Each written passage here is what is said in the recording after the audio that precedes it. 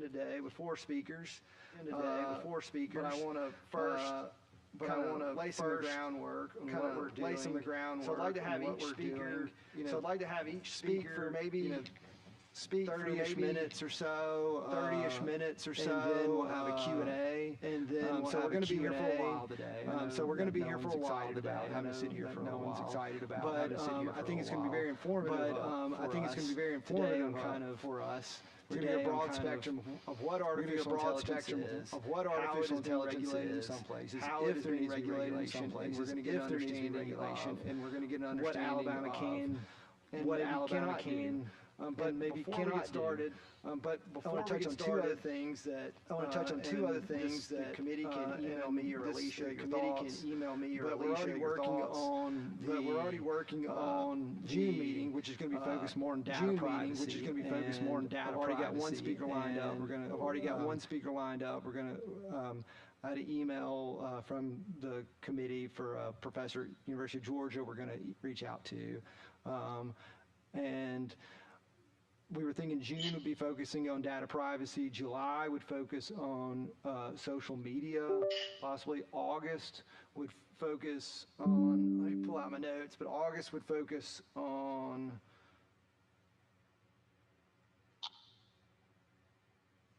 maybe just devices themselves, the technology, the device.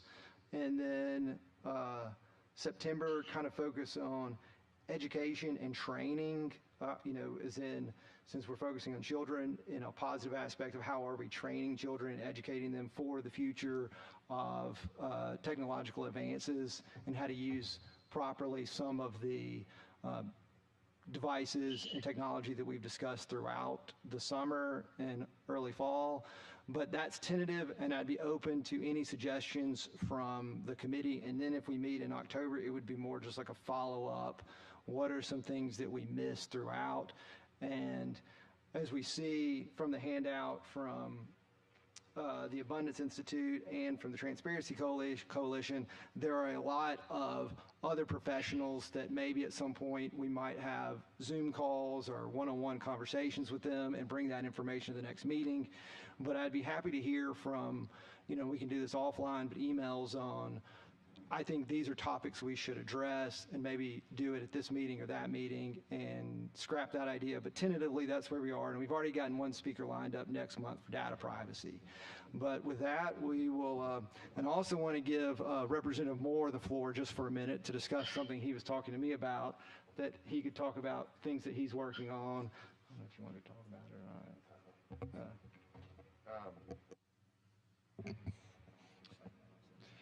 Sure. So I am part of the Future Caucus, and one of the things that we're doing is bringing Future Summit South to Huntsville, Alabama in September. And so that being said, part of the component is millennial legislators from all over the southeastern United States. And part of that component that will be coming in will be AI related. So we will have a whole segment of that conference that will be AI related for millennial legislators in September. And so as that progresses and moves forward, I think we're looking to have that potentially at the Westin in Huntsville, and look forward to continuing to push some of that information out there. And if any of y'all are able to attend, would love to have y'all and y'all's input. So thank you. Excellent. So now we need to take a roll call, and then we'll call the first speaker up. Representative Robbins? Here. Senator Gudger? Senator Woods? Senator Stewart? Here. Representative Moore? Here. Representative Chestnut? Here. Representative Shaw? He's on Zoom.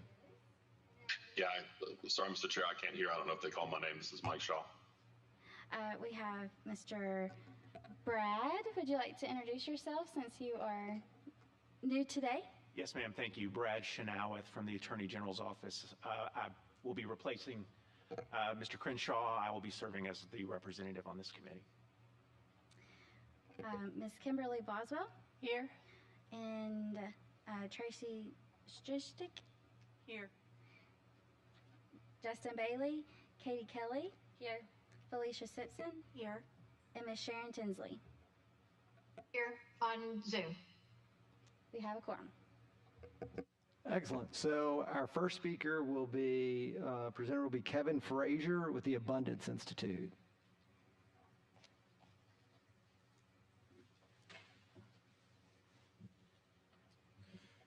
All right, hello everyone. My name is Kevin Frazier. I am a senior fellow at the Abundance Institute and the director of the AI Innovation and Law program at the University of Texas School of Law. I'm sorry I'm contractually obligated to wear burnt orange, so I won't say roll tide, but we can leave football to the side and agree on these very important issues. Thank you, Representative Robbins, for this opportunity, and thank you to you all for studying this very important topic. Regrettably, I will have to go back to Austin, so I won't be able to stay for the duration of the hearing. So if you do have any questions, please flag them after these remarks, and I believe my contact information has been made available to you all. Okay, so what is my goal today? My goal is not to sell you on any AI tool, nor to scare you away from them in any regard. Instead, my hope is to give you a practical way of thinking through the regulation of AI with respect to child use in particular, and how we see AI being used by families, by educators, and of course by our kids and young adults. So here's a brief roadmap. First, I want to make sure that we're all on the same page with respect to AI, its limitations, and its promise.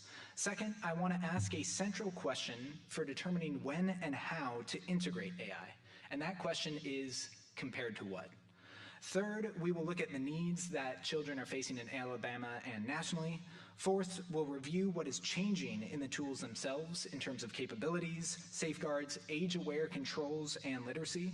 And finally, we'll end with a practical standard that Alabama can use to pilot, measure, revise, and scale responsible family-facing AI policy. Okay, so here we see a man on a tricycle on a highway.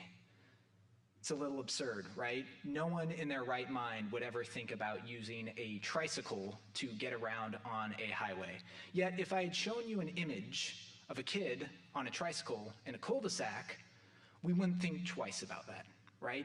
And the reason I show this absurd image is because it's very important that when we're talking about AI, we talk about it like any other tool. There are good and bad use cases of AI, just like there are bad and good use cases of a tricycle. So how do we think about when and how a tool should be used? First, we need to think about the characteristics of the tool itself. How capable is it? What does it do? And when has it been tested? Second, user awareness. Does the user even know those limitations and capabilities of the tool? Third would be the environment. Is this a low-stakes learning environment, or is this the equivalent of a highway in which things are moving at a very fast speed with a high degree of sensitivity? Is this an emotional crisis? Is this a medical question? These sorts of questions about the context in which the tool is being used is very important. And then fourth, correction. When and how a tool is being used also needs to consider when and how we can correct any errors we detect in that tool's use case. So is the use of this tool going to lead to some degree of an irreversible outcome, or is this something that can be caught and identified and changed quickly? So that framework matters because AI conversations often collapse into a binary, which is use it for everything or ban it entirely. And I would heavily caution against falling into that binary because just like this tricycle, there are bad and good use cases. So when we were talking about that essential question of compared to what? Now, today we all know that the Model T was a transformative technology. Why? Because compared to horses, it was a heck of a lot better to get around. And so that compared to what analysis is what made the use of the Model T incredibly important. Now, if instead there were hovercrafts, and sorry, this image is a little dark. In this case, I will blame AI because this is most certainly an AI-generated image. If hovercrafts were around at the age of the Model T, we wouldn't be talking about the Model T, right? Because we would have had a superior technology to meet the same transportation needs. And so when we're talking about when and how AI should be used, we need to be really specific about what is the purpose and the outcome we're trying to achieve for the users, and what other alternatives are or are not available. And this is especially important with respect to the needs of children, both in Alabama and around the country, because we have to think about how they are proceeding in the classroom, whether they're receiving the mental health support they need, and whether they're receiving the mentorship they need. And when we're discussing AI in those contexts, the question again has to be, compared to what? How can AI be used in a way that improves, potentially, upon the alternative outcomes? Okay. So what is the state of Alabama's kids today? Now, I know you all are very well attuned to a lot of this information, so I won't dwell on this for too long. We do know from the image on my bottom left, the map of the United States, chronic absenteeism is a significant issue in Alabama and around the United States, where we are finding that children are missing class, often spending time without a mentor or without significant adult supervision or meaningful supervision. We know that we are seeing declines in Montgomery County, for example, in literacy and in math. And again, those are occurring around the country. I'm not singling out Alabama in this regard. We see also that there is a significant shortage of mental health support. So when it comes to accessing the requisite degree of expertise in mental health care and the number of mental health workforce practitioners generally, Alabama tends to be on the lower end of the spectrum across the United States, also known as the bottom. But a committee member prompted me along there. But yes, it is not where it should be. So when we are doing that compared to what analysis, for a lot of Alabama children, that compared to what is not really there, right? In terms of access to meaningful support, in terms of meaningful access to perhaps a tutor who can advise them based off of their learning styles and their values. And so I just want to make sure we're grounded in that compared to what.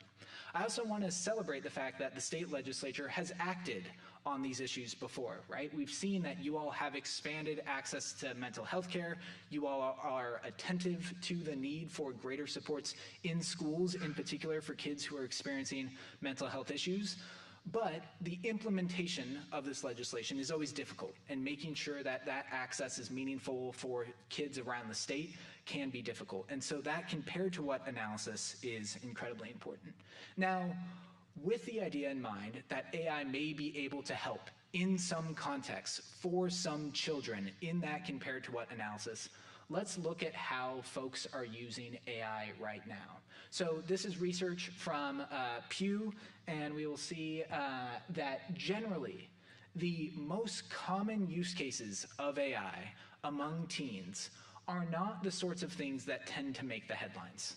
So when you look at this Pew research, you'll see that the use of AI to get emotional support or advice is just 12%. So across AI use cases, despite us hearing frequently online, on podcasts, on X, for all those who are still on X, you will see all these headlines about AI for mental health support, AI for therapy, AI so on and so forth. Kids these days, for lack of a better phrase, aren't leaning into AI for those emotionally sensitive contexts when we look at the most common use cases. Instead, it's a search for information. It's assistance with schoolwork. It's for fun or for entertainment, and to get news in some contexts, and even for casual conversation. There's also this idea that kids are glued to AI already, that AI has become the only thing they consult day in and day out. And yet, we see that in terms of the number of constant users of AI, it's just 4% of teens. Now, that's not an insignificant number. 4% of any population is something we want to be attentive to. But we should also be aware of the fact that more than a third of teens report not using an AI chatbot at all. So let's just put that in context as well when we look to, in those instances in which we see kids use AI in more sensitive contexts, how is that going? So among that 12%, how do we see when they are asking for perhaps sensitive use cases and sensitive information? Here you can see this chart, and sorry, it's this one I didn't make, and I didn't use AI to improve. So blame the academics who came up with this convoluted image. But you'll see that for the vast majority of folks who are using AI tools for mental health advice, number one, it's not that frequent. So we can see this is the graph on the left where it's looking at the use of generative AI for mental health advice. For even 12 to 14-year-olds, hardly ever are many individuals using AI for that mental health advice. And some of them are using it once a month or more, a few of them once per week or more, but very few are using it, for example, on a daily basis. Now, the critical question then is, what does that use lead to? And so this is where the helpfulness score comes in. And this is where we see that for the vast majority of users, when they are using AI for some sort of mental health support, when they're especially looking to AI for those mental health resources, they're saying that it's somewhat helpful or very helpful. Now, of course, we could pick apart the methodology of this survey and say, well, this is a self-report of what was helpful or very helpful. Perhaps it wasn't. Perhaps it's leading to some problematic tendencies, and so on and so forth. But I want to flag that AI is drastically improving, and that these AI companies are very aware of the fact that the public, and folks like yourself, are concerned about AI being used by teens and young adults for perhaps deleterious ends. But one AI researcher, I'll just call him a god in the field, someone who people always turn to for advice, recently compared AI in 2022, late 2022, when we first got ChatGPT as we know it today, to an ant. And today we have the equivalent of a cat. Okay? Now, cats are pretty dang smart. I don't know if you're a cat owner, but they are up to all sorts of shenanigans. Ants, not the case, right? So if we've made the progress from an ant to a cat in a little more than 3 years, imagine what we're going to be talking about in terms of AI next year, 5 years from now, 10 years from now. And so we have to make sure that when we're discussing AI, we're taking a forward-looking perspective, because of my many tired lines, one that I repeat frequently is that today's AI is the worst AI we will ever use. It is only going to get better. And it's also going to get better in the instances in which we care the most about. So Anthropic is one of the most well-known labs. You've probably heard of Claude, their model, which is frequently used in particular by enterprises. But Anthropic doesn't receive enough attention, in my opinion, for the work they're doing on what they refer to mechanistic interpretability. Now, this is a fancy way of just saying, trying to understand why and how AI actually performs and outputs. Now, they have been studying closely.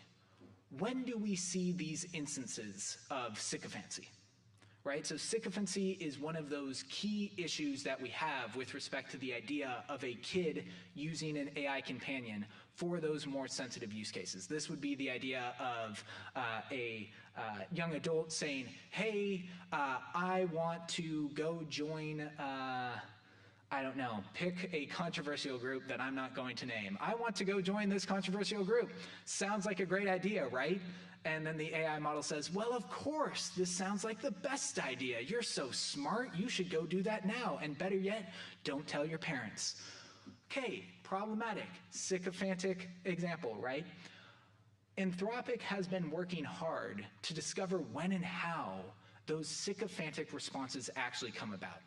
And so they've been able to work on their models such that when you are asking that sort of question, that guidance-seeking question of, should I or should I not join this controversial group? Now in only 9% of responses is it seeing that sort of sycophantic response. Now, in the context of relationship conversations, should I or should I not break up with my boyfriend or my girlfriend, we're seeing that sycophantic responses may occur 25% of the time. Now, this may strike you as a high rate, but what's that refrain that I'm going to keep saying? Today's AI is the worst AI we will ever use. And so when labs like Anthropic are working to improve these models, we should expect continued progress in that regard. I also want to flag that the labs are working hard on new policy interventions that often don't make headlines that can meaningfully change the relationship between a user, their family, and the AI tool themselves. So OpenAI, for example, recently created a trusted contact option, not only for young adults, but also for adult users. And this would be a use case where if the model detected suddenly that you were prompting it in a problematic fashion, upon signing up or at any point thereafter, you could say, hey, when you start to see this behavior, Claude or ChatGPT or Gemini, please contact this person and let them know that I seem to be acting in an odd manner. Now, this is all optional, it's all voluntary, but it's an expression of the fact that the internal policies at these labs is evolving in rapid time in a way that often aligns with some of the concerns we have with respect to young adult use cases. Another important consideration here is that the labs are increasingly becoming savvy in detecting when and how to change model behavior in response to a user's age. So OpenAI, for example, has been working hard on creating new age awareness techniques. So an age-aware design is a feature such that what you're prompting the model will then give a sign to the lab themselves to say this user seems to be 13 or under or 18 and under. And as a result, we are going to mandate that the model change its responses to that user. And so suddenly we're seeing a technique where there was no ID flashed to OpenAI or to Anthropic or to any generative AI system. There was no additional information disclosed that could then be used or hacked from that company, for example, with respect to sensitive biometric information, if we're doing scanning of age verification, but instead age awareness. How are you using this tool? If you keep asking Claude, you know, where does SpongeBob go at 8 a.m. And who's his best friend? And what's the best way to make a PB&J? Right? All of a sudden, we're going to see that tool start to recognize this is not an adult user. And as a result, I'm going to start to change the responses internally. So this is yet another example of the fact that the labs themselves are changing how and when these models perform. Okay, so what we need to stress, though, is that as these tools become more ubiquitous, even with the changes that we're seeing from model developers, and as we see more developers enter this equation, one thing I should have stressed earlier, we often talk about AI as if the only AI tools being developed are ChatGPT, Gemini, Claude, Grok, so on and so forth. There are hundreds, if not thousands, of AI startups who are working on very cool, very safe, very reliable tools specifically for young adults, for example. StudyFetch is one instance of working on an AI tutor for students. Magic School AI has been deployed in school districts around the country. So we are seeing that there are far more AI tools than just the major four. But even when we have these tools, what we need to stress is that we need to have an open conversation and be more aware of how and when these tools are being used.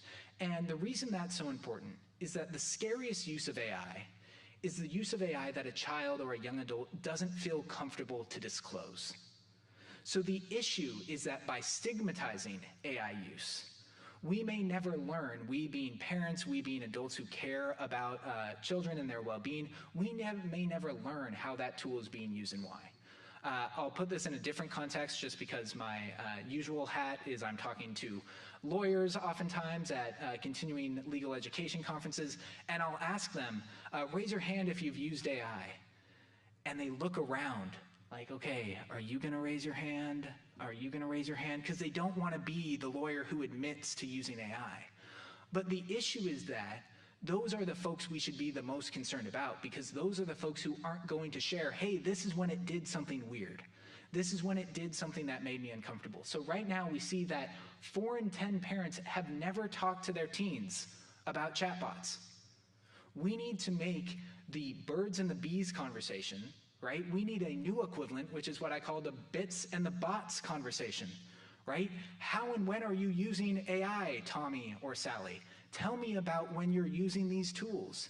Help me walk through when it's ever made you feel uncomfortable or nervous or anxious. What coping mechanisms do you have in place? This is a conversation that parents need to feel equipped to have. And yet, half of their parents are, a significant number of parents, more than a quarter, are unsure of whether their kid is even using a chatbot. This is unsurprising because parents and teachers report that they're just not sure they know enough about these tools to have a meaningful discourse with their students or with their child. So in terms of the parent readiness gap, we see that more than a quarter just feel not equipped at all to have that conversation. We also know that teachers feel like they have a means and ideas about how and when they can use AI to help in the classroom. 78% report that they think that AI can be of assistance, but we see that they lack the confidence to integrate AI on their own. And so in terms of AI literacy and AI support, this is another key domain we need to invest in. So what I want to urge, though, is as we see AI make its way into the classroom, as we see AI make its way into therapy sessions, as we see AI make its way into the household, this should not be framed in an AI binary context of AI replacing a teacher, or AI replacing a therapist, or AI replacing a parent, but instead augmenting those processes and improving the way in which those services are offered. And so here, this is where we can see, for example, in many contexts, kids rarely receive that one-on-one feedback on an essay that they recently wrote, or they have an opportunity to share their own learning experience in a faster fashion with an educator. AI can and should improve that experience. That's not replacing a teacher. That's augmenting the dynamic between the student and the teacher. And so here, what I want to stress is that opportunity to think of AI as a source of augmentation and not automation and not replacement. So as you all proceed, a couple steps that I would very much recommend for your own exploration of ways to integrate AI into these sensitive settings and for young adults. Number one is emphasize pilots. Emphasize the opportunity to put AI into these new and novel experiences and contexts and study how that's going. Treat each of these opportunities as a discrete intervention, not something that has to be done for 10 years, not something that has to be done for 20 years, but something we can measure over the course of 6 months or 12 months or 18 months. So leaning into a pilot is a great opportunity because first, it starts to eliminate that sort of stigmatism around the introduction of AI to begin with. It's something where we're saying we are all on board, we are all experimenting with this technology to see how it does in this context. Second, measure.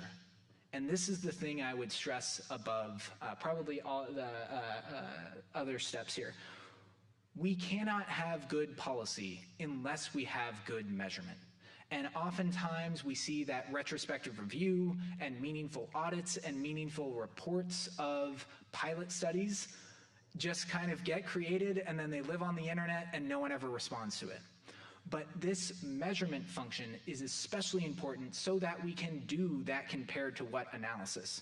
We may find that the use of AI in the classroom compared to the status quo is drastically better for math, but perhaps not for literacy initiatives, or vice versa.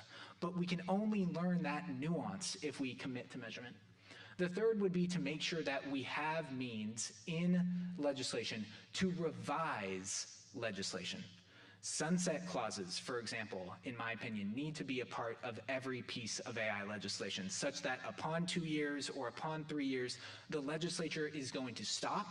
It's going to look at those measurements, look at that data, and then decide when and how and whether it should revise that legislation. This is especially important, again, because today's AI is the worst AI we'll ever use. And so laws that are written today may become antiquated in 6 months or 18 months. And so that period of revision to make sure that you can change and update legislation accordingly is especially important. So again, in closing, I would stress as you think about how and when to design pilots and where to design pilots, think about the capabilities of these tools. What tools do you want to make available based off of what they're designed for and what tasks they're supposed to help to complete? Think about the awareness of the intended users. Have teachers received enough support to integrate this AI into their classroom? Have parents been made aware of the capabilities of these tools? Think about the environment in which the AI is being introduced. Is it in the classroom with adult supervision? Is it in after-school opportunities and programs? And what support is going to be made available there? And then finally, the comparison question. Again, compared to what? AI is a tool. AI is great in some contexts and bad in others, but we need to be committed to being focused on the outcomes for our kids so that they can flourish and thrive. And if AI is a helpful tool in certain domains, then we should make sure it's available to them. Thank you for the opportunity. I welcome your questions, and if you'd like to send me an email or otherwise get in touch, I'm always happy to talk more about AI. Thank you, Professor Fraser. Does anybody have any questions? Well, I mean, I've got a few. I mean, I know we've got some time, so I want to ask you a few. I was kind of wondering, you cite several studies. You cite this Pew Research, and you cite information on Montgomery's reading also. And so I'll just go to the Pew Research. So you say, so if 54% are using it to get help with schoolwork, I know there are some studies that have come out that say that AI also is causing decline in students' performance. So do we really want 54% of our students learning AI or learning the critical reasoning skills they might get? And then that brings me to the question of, I guess the second part of the question is does it cause a decline in reading because you are no longer having to learn those critical skills? Yes, thank you for that question, Representative Robbins. First, I'll start with your second question. AI certainly can lead to cognitive de-skilling. Fancy way of saying becoming dumber, right? We know that reliance on these tools to substitute for that critical thinking, to substitute for that close reading analysis, so on and so forth, can be detrimental to the development of key childhood educational development processes. So the question then becomes, how do we integrate AI into the classroom to reduce that cognitive de-skilling while realizing the benefits? And this is where that experimentation function is especially important, because there is not yet a silver bullet that says this is the one use case where we know for certain there will be no cognitive de-skilling, and this is the one use case where we know it's really bad. Instead, this is going to have to be an iterative process. So the way I would suggest doing this is making sure that you are hyper nuanced in how and when you're introducing AI. So from K to 12, that's a wide age range. We know that kindergartners, for example, probably don't need to be prompting ChatGPT about how to design their Lego set, right? We also know that a senior in high school, even if you think they're not using AI, they will most certainly be using AI outside of school. And so by that point in time, it's going to be very important that you're not trying to say, never use AI, never do this, but instead you have a more nuanced analysis by that time.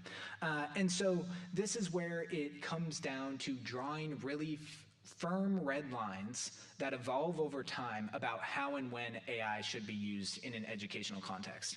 I think especially for early childhood, making sure that AI is not the basis of replacing educational tools, but instead being used to augment that support and augment certain tasks is incredibly important. In terms of asking what the heck does that look like in practice, one example I'll give would be AI in the classroom on a fourth grader's essay. Let's say you have a class of 30 students, you're a single teacher, and you want all of them to write 2-page response to Of Mice and Men. Okay, 30 kids write a response to Of Mice and Men. How many teachers have the extra time in the day to then go read all 30 of those, provide nuanced feedback, and send it back to the students? Now they might, but that's probably going to be after hours. They're already stressed, and this is why we see examples of teacher burnout, for instance. This is where an AI tool that's been trained on the teacher's core objectives for their students, that's been trained on the teacher's own writing style, for example, can provide instantaneous feedback to those students based off of what they've written. This isn't changing the work the student's done. This is instead providing them with near instantaneous feedback that aligns with the teacher's incentives and goals. And so that's just one example of an AI use case that's not leading to any form of cognitive deskilling, but is augmenting what is already done in the classroom. Does anyone else have any questions? Yeah. Yes, Senator. Thank you, Mr. Chairman.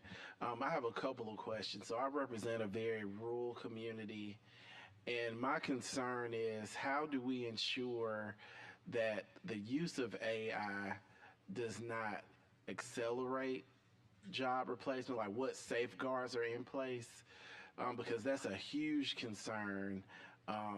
A lot of people are concerned that, hey, will AI take my job in the most simple form? So just want to ask about that. And then my other question is, have you all identified potential state partners to roll out the pilot? Fantastic. Thank you for that question, Senator Stewart. I would say on your first question in terms of job replacement, I'll be blunt. We are experiencing an AI transition, and jobs are going to change, and the nature of work is going to change. And so states face a couple of options. The first option would be to try to preserve the status quo and to try to maintain the current makeup of jobs as we know it today. Now, that may be a popular approach in the short term because more people will think that they're able to hang on to their current job for longer.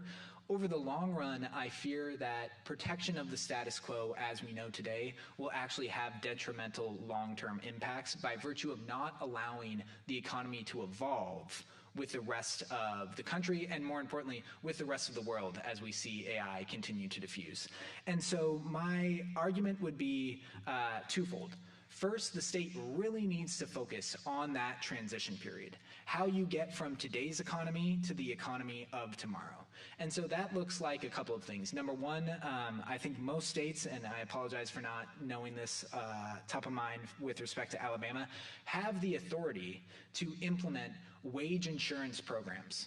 Now, wage insurance is essentially a mechanism such that if you lose your job and then you go find another job, you'll receive a bit of a bonus for the makeup in pay differential between job A and then job B, which you get in the following.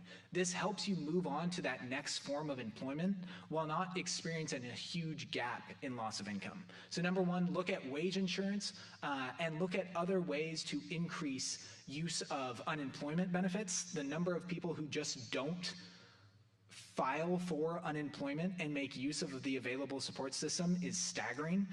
So just making sure that folks navigate that transition period is incredibly important, and the state can and should provide emphasis there. The second would be leaning into aspiring for Alabama to be the spot where jobs of tomorrow get created first. Because ultimately, the thing that is the best answer to the loss of a job is the creation of more jobs. And so what is it that we can do, especially with respect to rural communities, where we're seeing innovations like precision farming, where we're seeing the need for the development of new infrastructure? What can we do there to make Alabama a leader in training people for those jobs of the future that we're not even thinking about? And so that's where I would encourage you all to have that perspective focus, not so much so on, we've seen some states, for example, try to emphasize, did AI cause this job to disappear? Or to what extent was AI responsible for this job loss? I don't think that pointing fingers exercise is wildly productive. Number one, I think it's wildly inaccurate. It's basically impossible to say AI caused this job to disappear versus geopolitical chaos, inflation, so on and so forth. It's much more productive to focus on how do we create the jobs of the future and how do we address that transition period. And then in terms of state partners, I have not identified a specific partner that you all might want to partner with. I know Louisiana has partnered with Amira AI to assist with AI literacy. I know that Magic School AI has been partnering with school districts around the country. And I know that OpenAI in particular has partnered with a lot of state governments in doing pilots.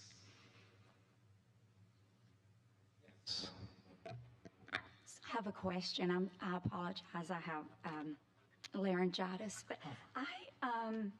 you talked a little bit about the age-aware design and being 13 and under, 18 and under. You're certainly the expert here. So, in your opinion, in your educated opinion, do you think there should be an age limit on AI? I think it's highly contingent upon the tool. So with respect to a ban, let's say, of a general purpose AI tool for someone under the age of 13, I don't think complete bans make a lot of sense for a couple of reasons. Number one, they're very easy to evade.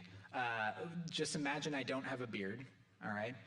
If I go like this on some of the age verification technology and point a little, I can scribble my finger, right? Make it black, and all of a sudden I have a beard, I have a mustache.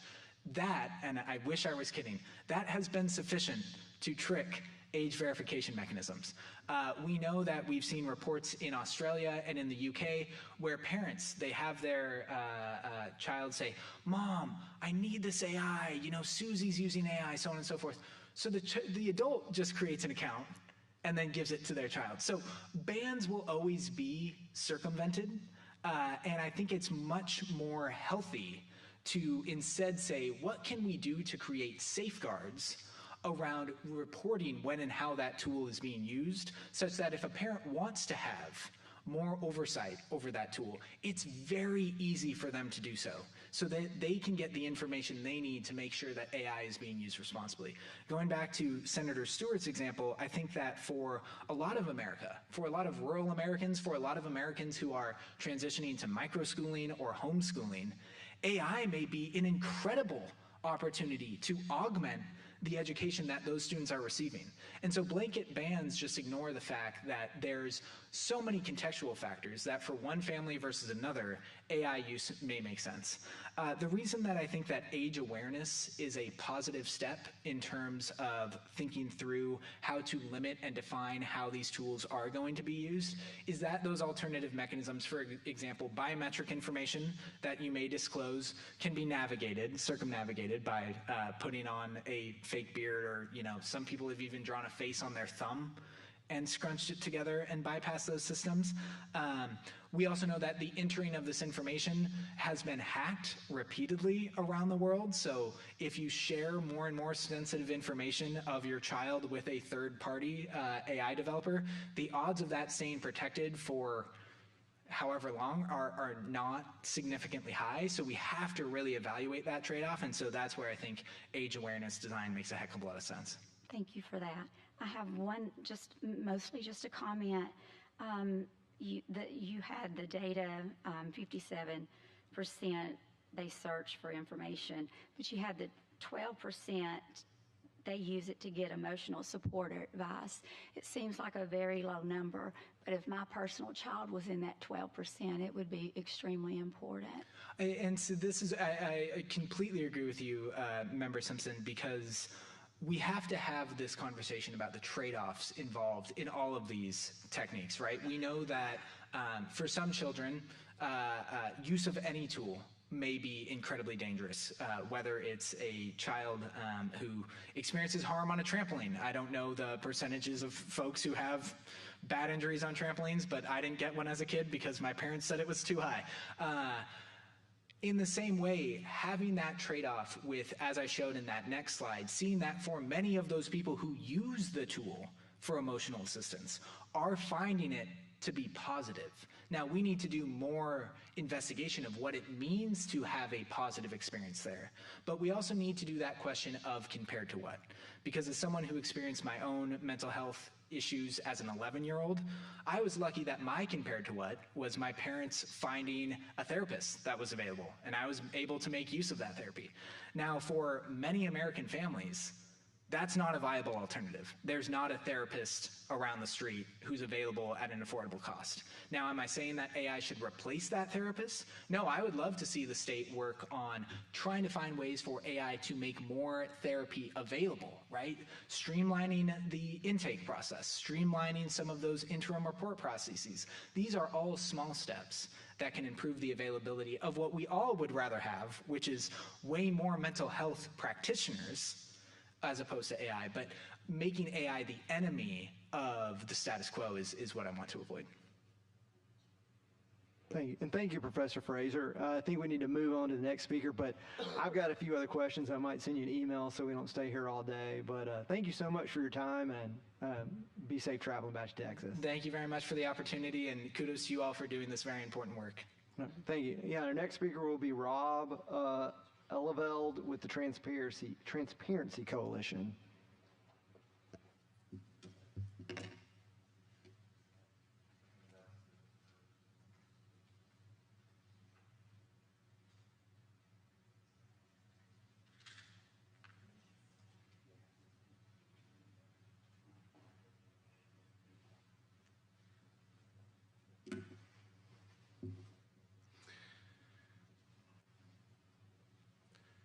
Good afternoon. Thank you, Co-Chair Robbins and Representative Robbins, and I think Representative Moore, also Co-Chair of this task force. Appreciate the opportunity to speak to you all today. My name is Rob Eleveld. 3 things quickly about me. I was a submarine officer for 5 years out of school, and I served in active duty and was stationed in Charleston, South Carolina, one of your near neighbors here. After that, I was in the tech industry for about 27 years, a 4-time CEO, mostly of small software companies serving businesses, 20 to 40 person companies. One grew to about 250 people, and we had offices in Amsterdam and Singapore and so forth. But I've been in the tech industry for 27 years until a couple of years ago. And the third thing is I'm a parent, 3 kids, 2 sons and a daughter, ages 24, 22, and 20. And their generation, as you all know, is paying a very dear price for what I really believe is a policy failure of not regulating social media. And their generation will continue to pay a dear price. And that is why I co-founded Transparency Coalition 3 years ago. And my partner and co-founder, Jay Jaisma, has a very similar background of mine. We try to assist almost exclusively state elected officials in crafting policy. About 80% of our work is around protecting kids.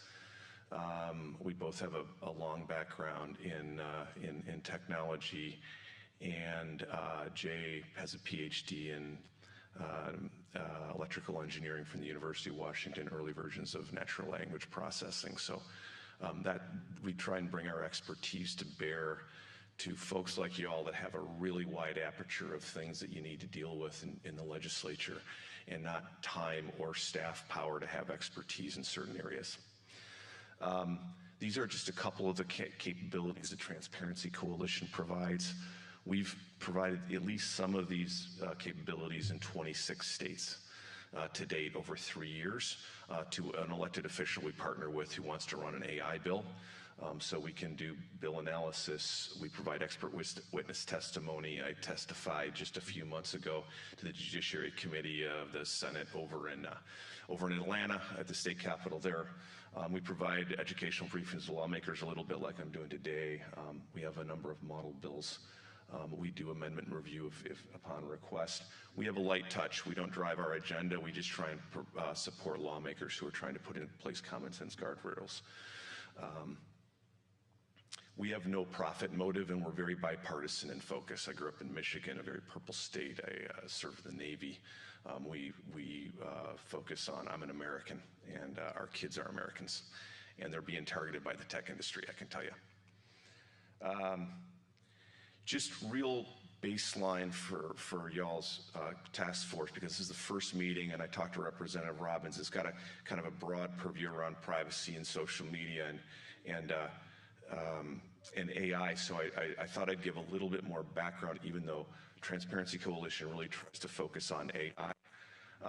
But to be clear, we got here through really the root cause issue is Section 230 of the 1996 Telecommunications Decency Act, or Communications Decency Act. And we could all talk about different reasons it existed or was put in place, but it had 2 outcomes that I want everyone to be super clear on. it created a liability shield for social media. Basically, anything they did, anything they posted, they didn't have any liability. And as a result, it trained an entire generation of consumer tech executives in the Silicon Valley to not care about what happens to their customers. It just, we got to drive our business forward. Any kid that commits suicide, it has depression, it's not our problem. And so the training that was provided there, we're seeing in AI, and those trainings are, number one, addict kids. You'll hear Mark Zuckerberg and folks talk about engagement. It is addiction. Okay, they're just trying to get people to use these systems more and more and more. It's addiction. They prioritize profits, lots of documentation and congressional hearings about hard data starting in about 2011 of young people having depression, self-harm, and the worst case, suicide. Just kept driving forward, and very little testing. Instead, let's just test on the U.S. population or U.S. kids. Okay, those are kind of the three baseline areas that this training has provided. So with that is a foundation. We spend a lot of time trying to support y'all as state legislatures who do a lot of hard work and heavy lifting in protecting kids. And we found a couple of things to be most successful that your task force may want to think about. One is a layered approach. There's no one bill or one aspect of technology targeting our kids that's going to solve things. It has to be a set of layered things, and you all have, with all your different task force meetings, and Representative Robbins talked about different focuses of those meetings. You're going to see ways to take a different layered approach.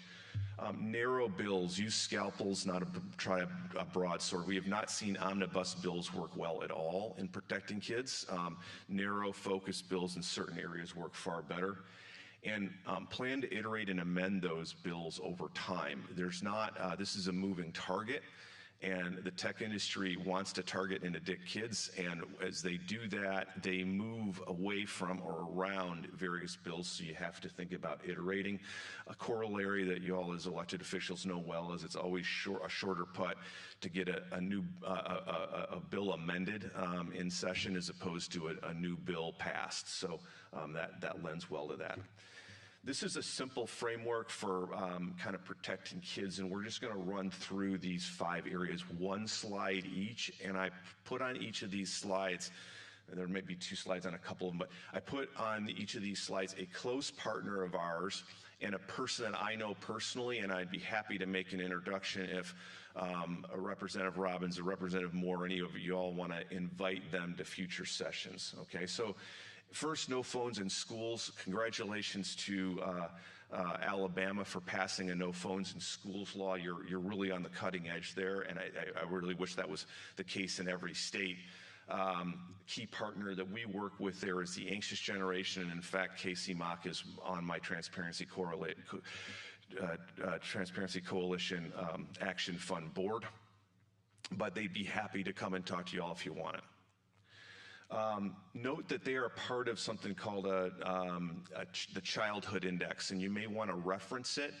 It's kind of a benchmark of where things are. It's relatively narrow. It doesn't have anything to do with AI, but it's around protecting kids and trying to get them back to normal, non-electronic childhoods. And it's something maybe for the task force to look at. The second area is school curriculums and screen and addiction curriculum. This is a book, an elementary school book by a group, a nonprofit called Screen Strong in North Carolina, and they have elementary school, middle school, books and curriculum. This goes with a workbook that kids can color in. It is being rolled out to all of 3rd and 4th grade in South Carolina this coming fall of 2026. And Ellen Weaver, the superintendent of education in South Carolina, I've seen her speak. She's a big proponent of this. This is basically giving kids back some agency and understanding how screens affect their brains. I saw Melanie Hempe. I know her well. I talk to her every couple of weeks, the founder of Screen Strong. talk about it. If any of you all remember, it used to bring in the 80s, and when I was in school, at least, I'm old, but when there was a focus on trying to get fewer kids to start smoking, they brought black lungs into school, and they said, this is what happens to your lungs in elementary school. This is what happens to your lungs if you start smoking. These books are much more of, this is what happens to your brain when you start using screens all the time in 3rd and 4th grade and in middle school. So just something for the task force to be aware of. In terms of privacy controls, y'all have passed 2 laws that I found that are a good start on privacy. This is a place where privacy is extremely important, and it merges with AI in a whole bunch of ways. And it's a place that, there is no finish line on privacy right now in this country. There is only a journey. And so think about an iterative approach here. We work with some folks that at Consumer Reports and at Epic that think about privacy all day, every day. And these folks here that I know well would be happy to assist y'all if you're thinking about that in terms of kids and protection. There's one area of privacy that I think is important to be aware of that's relatively new, and I don't think in either of your laws right now, which is a term called sensitive personal information. Sensitive personal information includes precise geolocation. You're carrying your phone around. If you use Google Maps, it's taking a picture of it's taking a snapshot of where you are every 6 minutes, whether you're using that map application or not, where you go to church, if you go to choir practice, if you go to a sport, and it's being used to target people and target kids and target ads to kids, okay? So precise geolocation, religious affiliation, race, gender, political affiliation, biometric attributes, all are part of sensitive personal information, and they're being used, that sensitive personal information is being used to target kids. Make no mistake. You put on a pair of Meta glasses that Mark Zuckerberg wears around, it is taking all of the personal information of your eyes. Now, it turns out that your eyes have more information about how you feel than a lie detector. So you're seeing something, your eyes are dilating, they're showing that you're excited about it, you're scared of it, whatever. All of this information is being taken by these companies to use for addiction. All right, so think about in your further work at Task Force this idea of sensitive personal information, how you might augment your current privacy laws there. The other thing that, Brad, thanks for Representative Attorney General's office here. One of our focuses in this year and next is to try and work more with Attorney General's offices. These laws have got to be enforced at the Attorney General's level, and you see a couple of really big settlements here, one from Texas and on Meta, just plain directly violating Texas's biometric privacy laws. Okay, they just ignored all of facial recognition laws in Texas and went ahead and did things. Google, they have a browser version or setting they created called incognito. The idea was you could do searches without anybody tracking you. And what do? They just tracked all the data on incognito, and so there's a $5 billion settlement. These companies, the MO of the large tech companies is violate state laws, they're not going to be enforced. I can just tell you that is the playbook. They assume tech laws will not be enforced in the states, so just something to be aware of here and on the task force as well. App Store accountability is number 4. You all have that. Boy, I wish way more states had App Store accountability. You're on the cutting edge there. Well done. There's 2 partners here, Casey Stefanski at Digital Childhood Alliance. I think she's done some work here in Alabama. I traded emails with her when I was on my way over. She lives in Georgia. And the National Center on Sexual Exploitation, Eleanor Kennelly-Gatton. These are great folks, and I think you're in good hands there, but something just to be aware of on how apps can be used to target kids for all sorts of terrible sexual exploitation and other things. Social media and addictive algorithms, again, not our area of focus, but Reset Tech is a close partner that does a lot of this. You're going to hear two terms as your task force moves on here. One is addictive feeds, and the other is age-appropriate design code, and they're quite related. But just for here, addictive feeds focuses on kind of what is in a kid's scroll, okay? So the idea of an addictive feed law or regulation is that kids, a minor, can't see things that, number one, is anything but who they've connected with as a friend or a contact, or two, that they follow. So it's only showing things that are in their scroll that they follow, not inserting things. And then the second thing is age-appropriate design code is a little bit broader. It says you can't, if there's a minor using the app, they can't be targeted with ads based on their age or things they've scrolled on or things like that. So it includes addictive feeds. But anyway, you all will learn more and drill more into that. I believe Representative Robbins had a bill last year on addictive feeds, so something to be aware of. We often see that it takes 2 years to get a bill across the line to protect kids.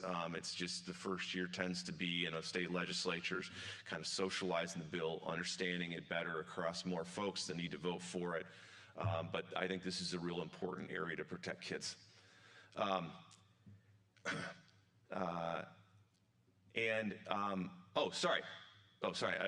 apologize. South Carolina just enacted an age-appropriate design code. That was a big effort there. I think it was a 3-year effort. So hats off to them. You see these companies over and over again have targeted addiction on kids. That is the fact pattern. It is happening again in AI, make no mistake. Okay? These companies did not learn anything different. The executives that run them have been trained for 20 years to not care about what happens to their users. I can just tell you it's happening in AI with kids. I'm going to jump to number 7, then I'll go back to number 6. AI and ed tech. Real good folks at Excel and Ed down in Florida. I highly recommend that your task force talks to them. Patricia Levesque, I know, and I can get you to whoever whatever person in their group you may want to talk to. This was Excel and Ed was founded by Jeb Bush in 2015. They've got a presence in 35 states. They're very data focused on how on educational outcomes, and they came out last year against AI chatbots is rewiring kids' brains, and they had a lot of data on it. Okay, so they are not a tech-focused organization. They are an educational outcome-focused organization. But they partnered with us because they saw the harm in AI chatbots and kids. So something to be aware of there. This little note this picture at the bottom. So Google Gemini. Gemini is Google's chatbot or Google's AI system. Many kids in many states, I don't know exactly about Alabama, maybe district by district, use Chromebooks. It's a Google product. And if you have a Chromebook as a 7-year-old or a 13-year-old, you've got Gemini blinking at you basically saying, use me, use me. Okay, so all that critical thinking that you were worried about, Representative Robbins, it's built into a Chromebook. And those are not tested on kids. That is a generic product that is not tested on kids. And so if we're gonna put anything in a classroom or in front of a minor, it should be well tested and well documented how it affects that minor. But Google's just running an end around right there across schools across the nation. It's really bad. Okay? All right, let's talk just a little bit about artificial intelligence. I'm not going to go very deep here. Y'all are going to have another task force meeting to think on it.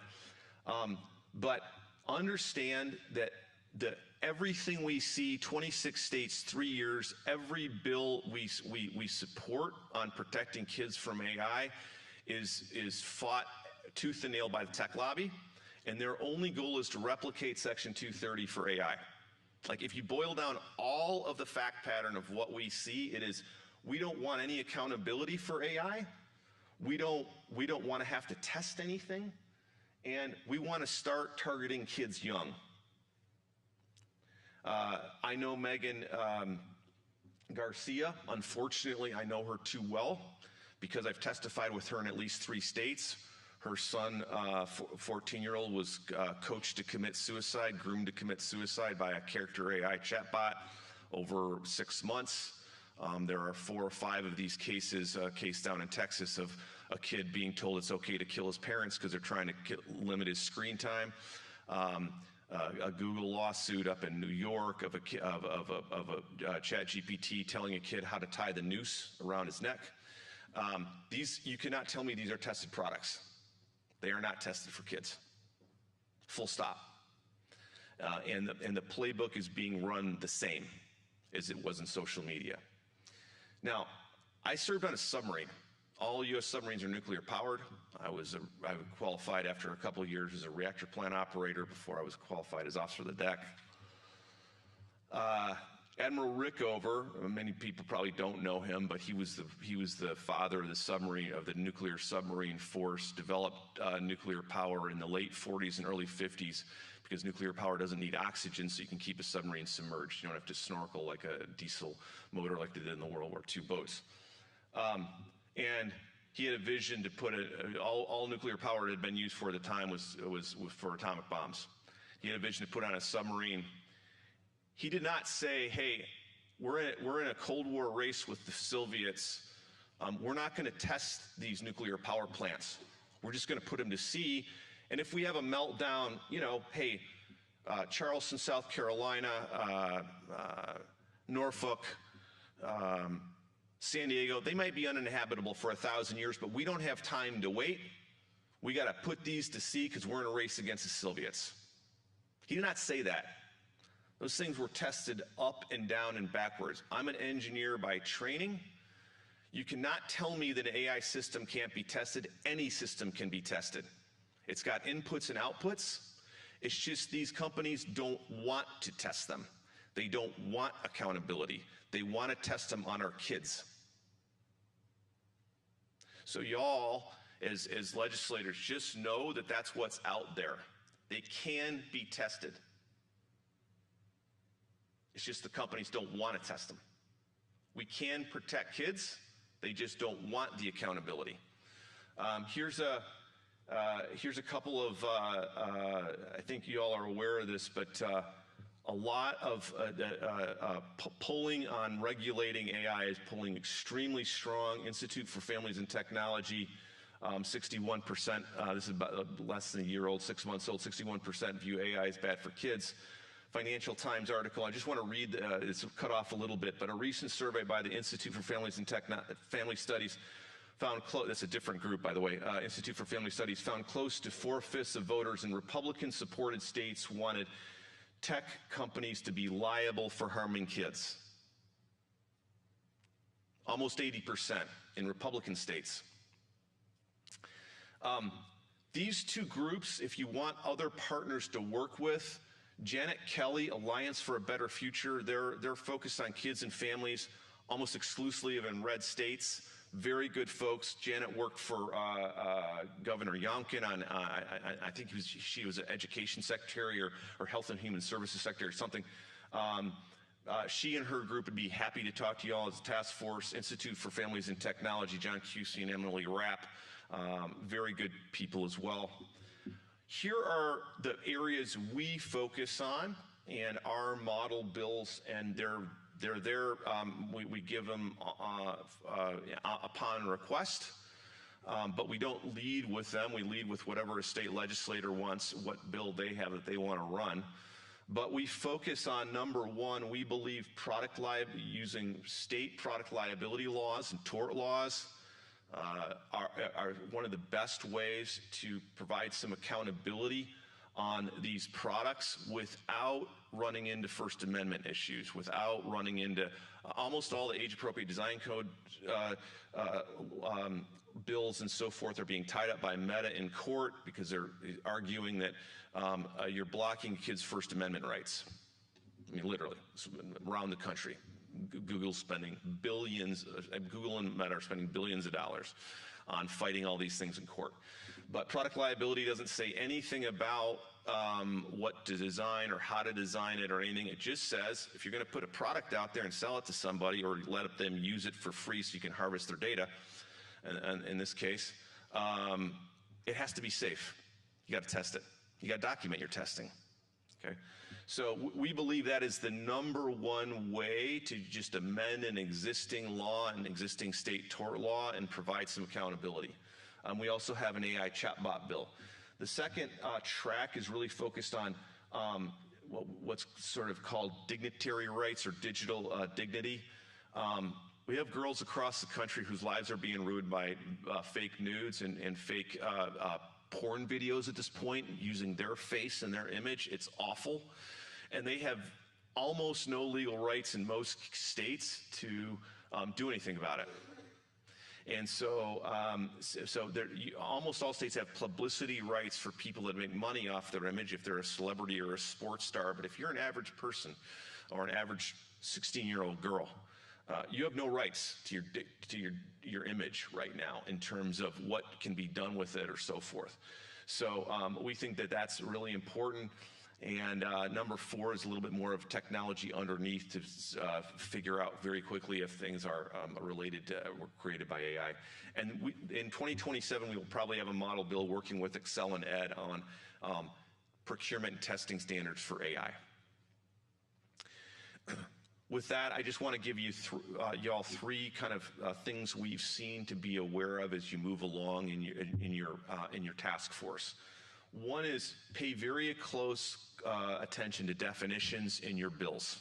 Okay, this is contract law, is I think you all probably are well aware of, but this is Georgia's SB 540, which was written into law. It was an AI chatbot. It's an AI chatbot bill, protections for minors. And when it was first introduced, it was written by, we didn't know where it originated from. It was written by the tech lobby. Okay, and we've seen the same bill in Nebraska and Colorado. But in the definitions, you can see what a conversational AI service is there, and it sort of describes, effectively defines what a chatbot is. And then the last sentence of that first paragraph, such term will not include an application, web interface, or computer program that. So these items down in A through F are carve-outs that the law doesn't apply to. And letter B is, it doesn't apply to a web interface or application that is a feature of another software application, web interface, or computer program that is not a conversational AI service. Okay, so Snapchat is a photo sharing app. Instagram is video sharing along with TikTok. Okay, so what the social media companies did with that one little line, B, is carve out all of their products. They can embed AI chatbots in those products, no problem. Well, you don't think Meta's going to build their own AI chatbot for target kids. They're going to embed it in Instagram. So this law basically just enabled that. Now, the good news is we knew some legislatures there that had us review it, and we pointed this out to them. And Senator Sally Harrell, who was one of our partners there, said to me, and she literally, when I told her to her on the phone, it had passed committee, it had been introduced 3 days before, she said, read this bill, I don't trust it. It came up out of nowhere. And I called her back, and she literally stopped for about 10 seconds. She was so angry. And she said, Rob, they expect us in the heat of the session not to even read these bills. Okay? So just be super aware of doing that. We do bill review on 24-hour turnarounds during session. We're happy to do it. If we get 36 or 48 hours or 72 hours, it's better. But we know how fast the sessions happen, and y'all are just pulling the levers of parliamentary procedure to get things through committee and so forth. Things happen fast, but we're happy to be a service there. We also have a standard set of definitions for AI bills. Okay, so feel free to lean on us for those. It was about a 3-page document of standard tight definitions been used in many states. The second thing I would counsel is avoid a cure period. Cure periods are common in a lot of laws, but in AI, in tech specifically, what it enables is these companies are super opaque they don't show anything about how their system works. And with the cure period, what happens is you find, because to build a court case, as Brad knows, you got to be able to document what happened, kind of replicate a sequence of things. Well, with the cure period, you have to notify that we've seen this harm happening to kids. And what happens is these companies go behind the scenes and they turn a bunch of knobs and dials, and the next day, it doesn't happen that way anymore. Okay, so what it does is it makes a bill unenforceable. Because why is Brad and his team going to spend any time trying to document something that then they got to turn over to Google or Meta or OpenAI, and in literally hours, let alone 45 days, they can just change it. So his case doesn't hold, his evidence doesn't hold up in court anymore. So right now, we're a big fan of the AI Bill of Rights in Florida, Governor DeSantis' AI Bill of Rights, except that it has a 45-day cure period. And I talked to Janet Kelly, whose team's headed down there, and I said, Janet, there's one thing to be aware of down there strategically. That 45-day cure period makes this whole thing unenforceable. So we'll see what happens down there. They're calling a special session, and I'm not sure if it's going to pass this session or not.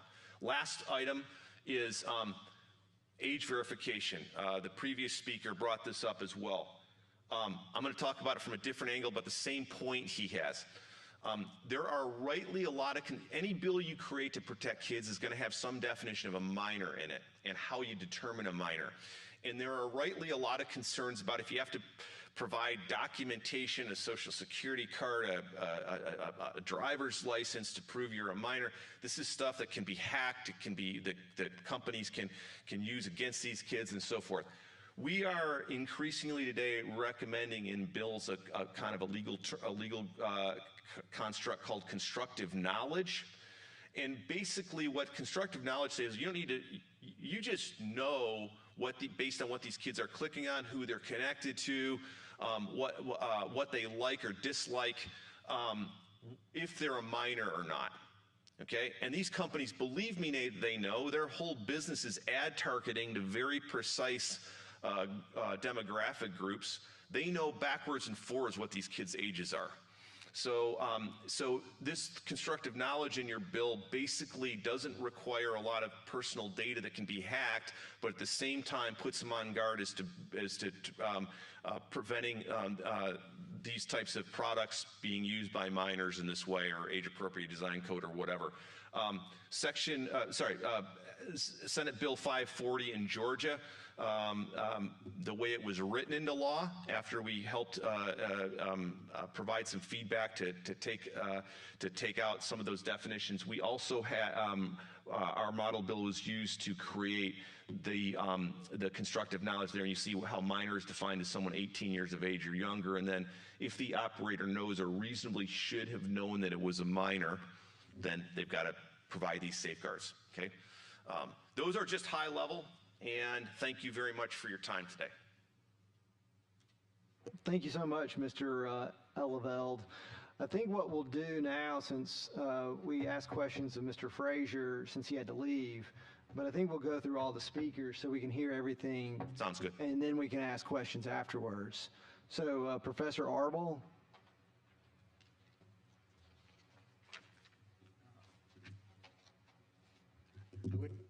Ask for the clicker. Oh, sorry.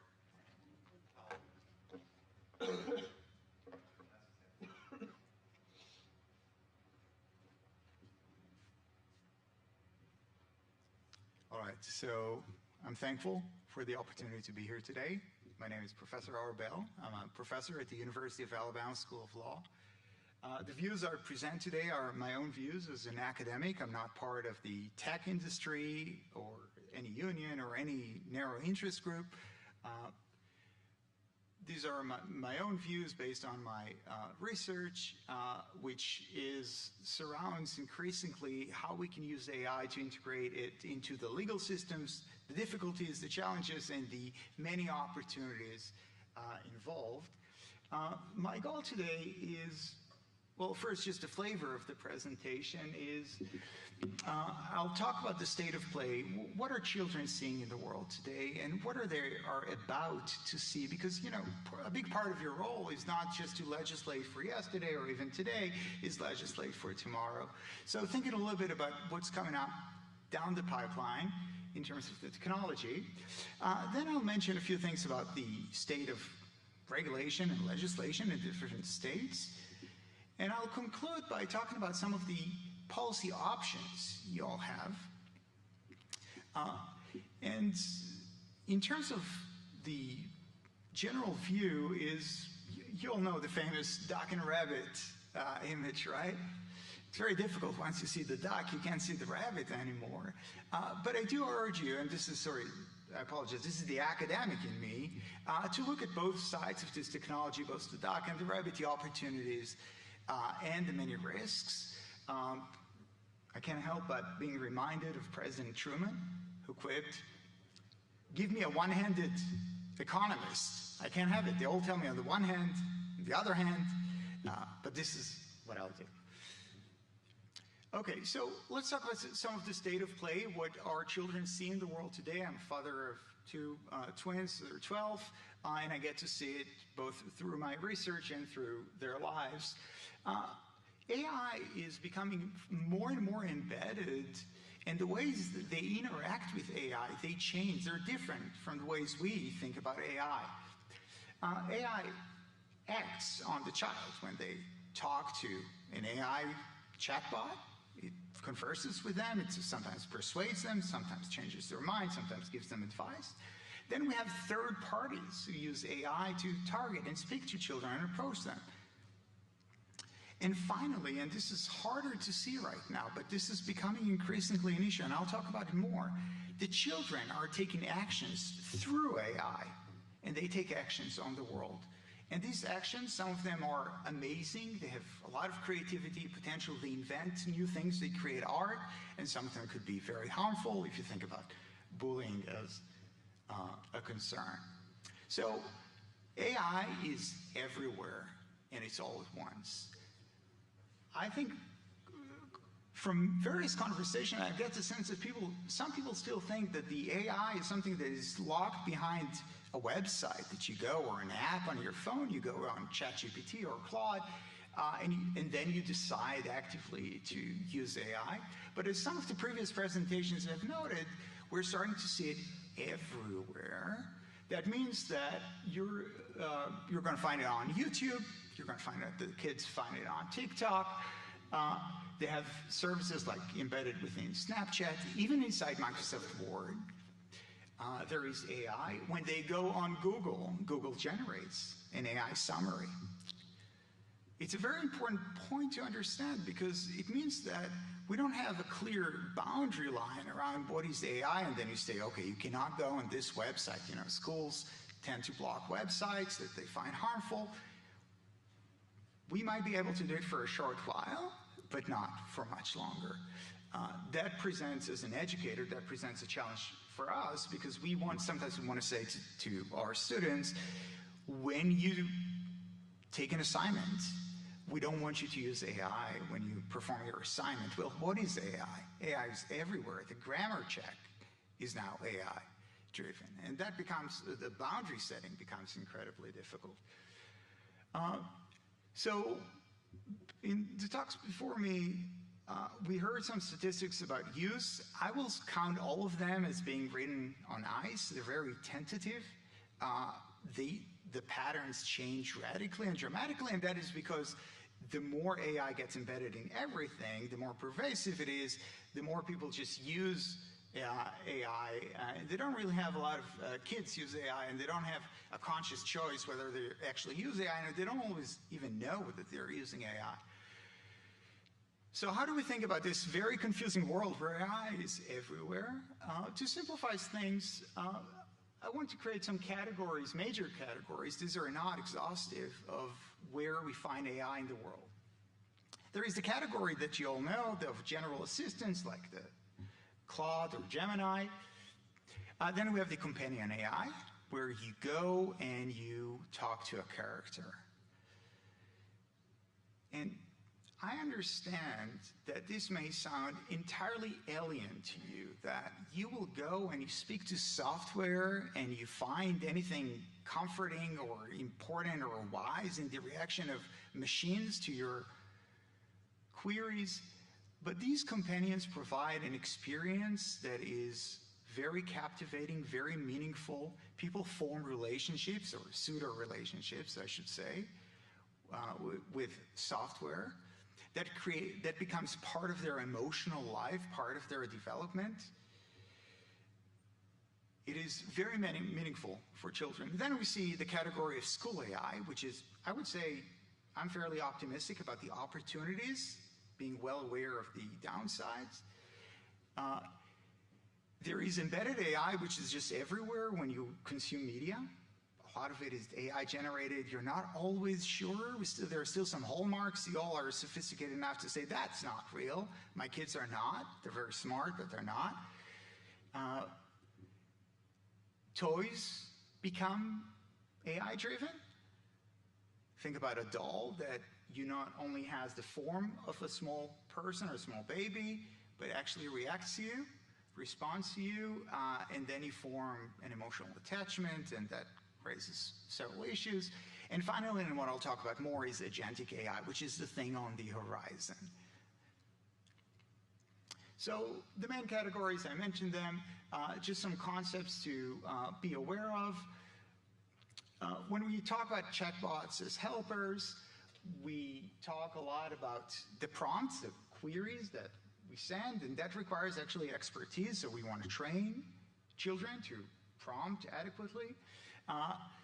Chatbots are sometimes imprecise. You've heard about hallucinations. I think if anything, we need to turn down the dial on how important they are, not because they're not important, just because this is the go-to. People talk about hallucinations as if that's the future of AI or a necessary component. It is probably always going to be there, but the extent of hallucinations falls over time. AI in class is something that's very dear to my heart. This year, I've been training my law students, trying to use AI. Some of my experiments failed, honestly. Some of the ways in which I created experiences for my students didn't work well. They didn't appreciate them. But I also saw the opportunity. And the opportunity, Professor Fraser did such a great job of highlighting how we can scale up education. The teachers' time is limited. I wish we would have 10 times as many teachers, and that every teacher would have all the resources to grade and read carefully every single assignment by a student. What is happening in the world is that teachers, because who truly care, truly care, they're limited in their capacity. They only have so many hours in the day. There are only so many assignments, even we law professors, that we give to our students, because it's just overwhelming. How many assignments can you read? How many can you grade? But we do know also from education research that one of the most important aspects of learning is short feedback loops. You learn best when you drive and the car swerves and okay, so I need to turn the wheel. We are limited. The feedback loops are very long, and with AI we can scale up research. Now, we can do it badly, for sure, and AI today, if you just send AI and just deploy it in schools, you will find many responses that are inadequate, but we can do better. And we should have every motivation to try and do better. Other categories that I thought are important, I'll talk about agentic AI. Just show of hands if you don't mind, how many of you have heard about agentic AI? Just want to get a sense of how. Okay, so some of you have not. The first era of AI is the one we're familiar with. It is the AI where you have, say, a chatbot or an image generator or a video generator, where you go, you ask a question, you get an answer, and you click the X button, and that's it. Agentic AI, which is becoming an incredibly important development and something that will affect the job market, is AI that acts, that comes up with, you give it an assignment, you tell the AI, please build a website for me, or please make reservations for me at a restaurant. It will come up with a plan. Okay, I need to search the internet, and then come up with steps, and then execute the steps. And when a step fails, it revises the plan and takes a different action. This may sound something complicated, right? You need to be a coder or a software engineer to use agentic AI. It sounds very complicated. The barrier to entry is exceedingly low. It is very easy to use agentic AI and to give it assignments. And the power of agentic AI is amazing. I don't use software anymore. I don't use Microsoft Word or PDF readers. I have my own. I just ask the agentic AI, please create my own version, something that is bespoke and meets my needs.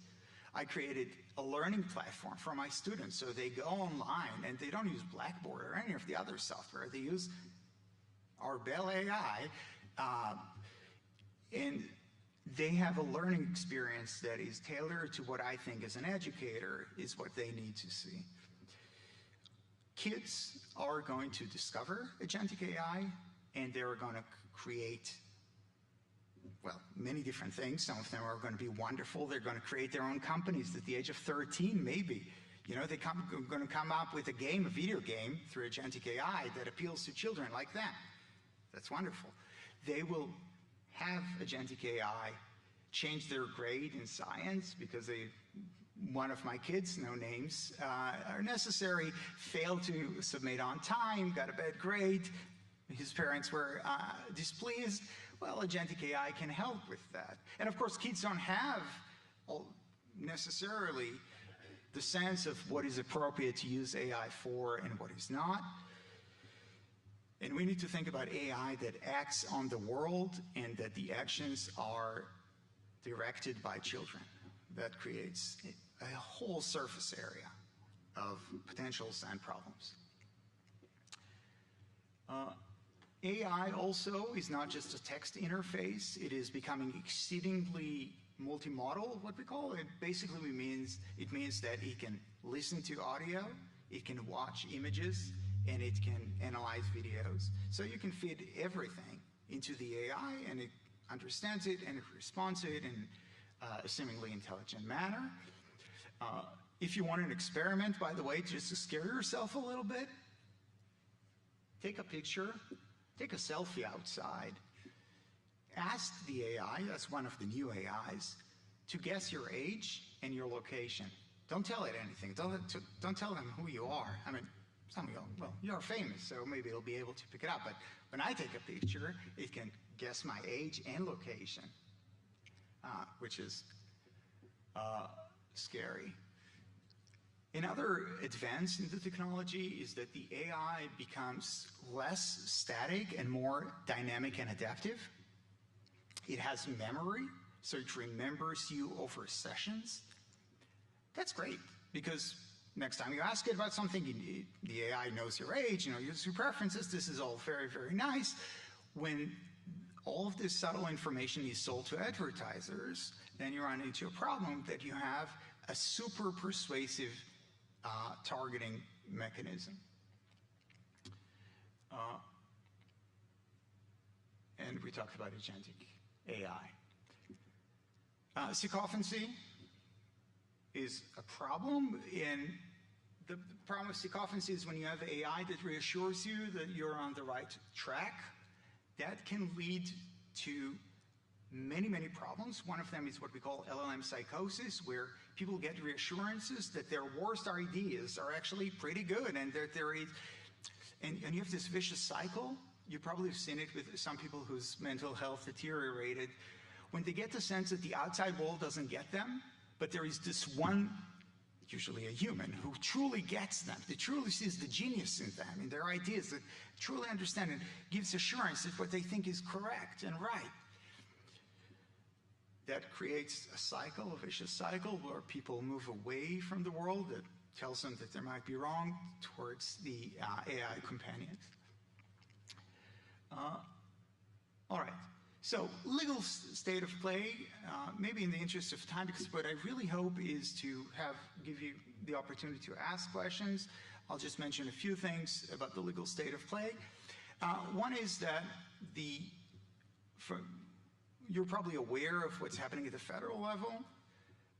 Right now, there is an opportunity to create state legislation that is geared towards the interests of children. And so there is this opportunity. There are also moves right now to create federal legislation that is aimed at children.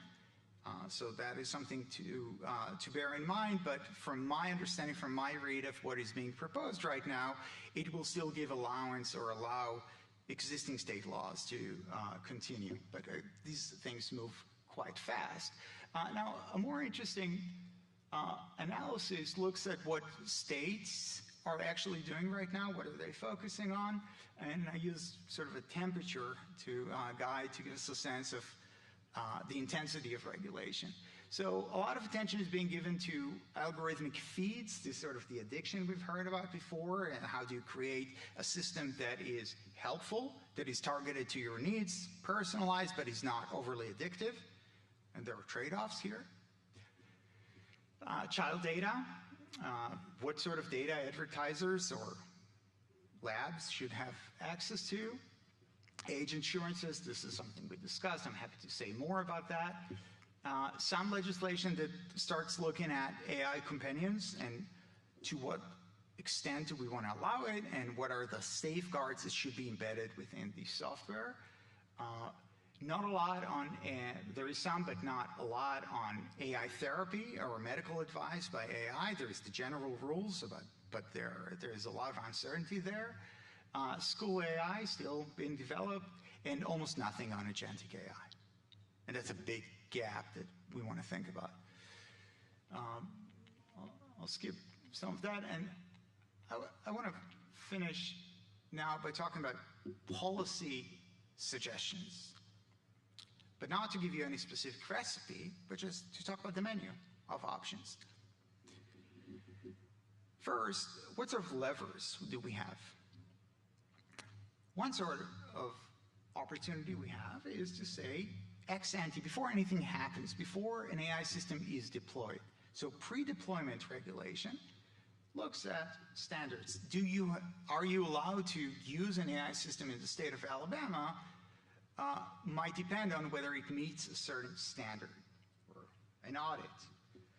Our problem there is that we have not fully specified those standards, and it'll take us a long time to come up with a concrete plan. And the plans we're going to find, there are going to be loopholes there, and there are going to be runarounds. So the pre-deployment approach might have certain uses, but it's not a wholesale solution. Post-deployment or harm-based regulation is far more attractive because it is easier for us to identify harms than to specify what will prevent the harms from happening. By the way, a pre-deployment approach, the flip side of it is you might say, well, you need to have this assurance to deploy in the state of Alabama. What many of the companies, the labs will ask you is to create safe havens. They say, well, I met the standard, so I'm not liable for any harm I caused. But of course, we only know so much of what sort of harms might happen downstream. And so we might be tying our own hands by giving safe havens too quickly. So harm-based regulation is very attractive in environments where you have emergent technologies, where you cannot pre-specify all the scope of harms. It has the other advantage that it doesn't prevent beneficial deployment. So 2 points in favor. But there is a third lever you have. And that is the one of positive integration. Rather than telling the companies how we might punish them, we might actually encourage the deployment and integration of AI technologies in the areas where we think it will be beneficial. And education is very high on my list. Okay, so what are some categories of regulation that are going to be beneficial? One scope of regulation is defining duties of care.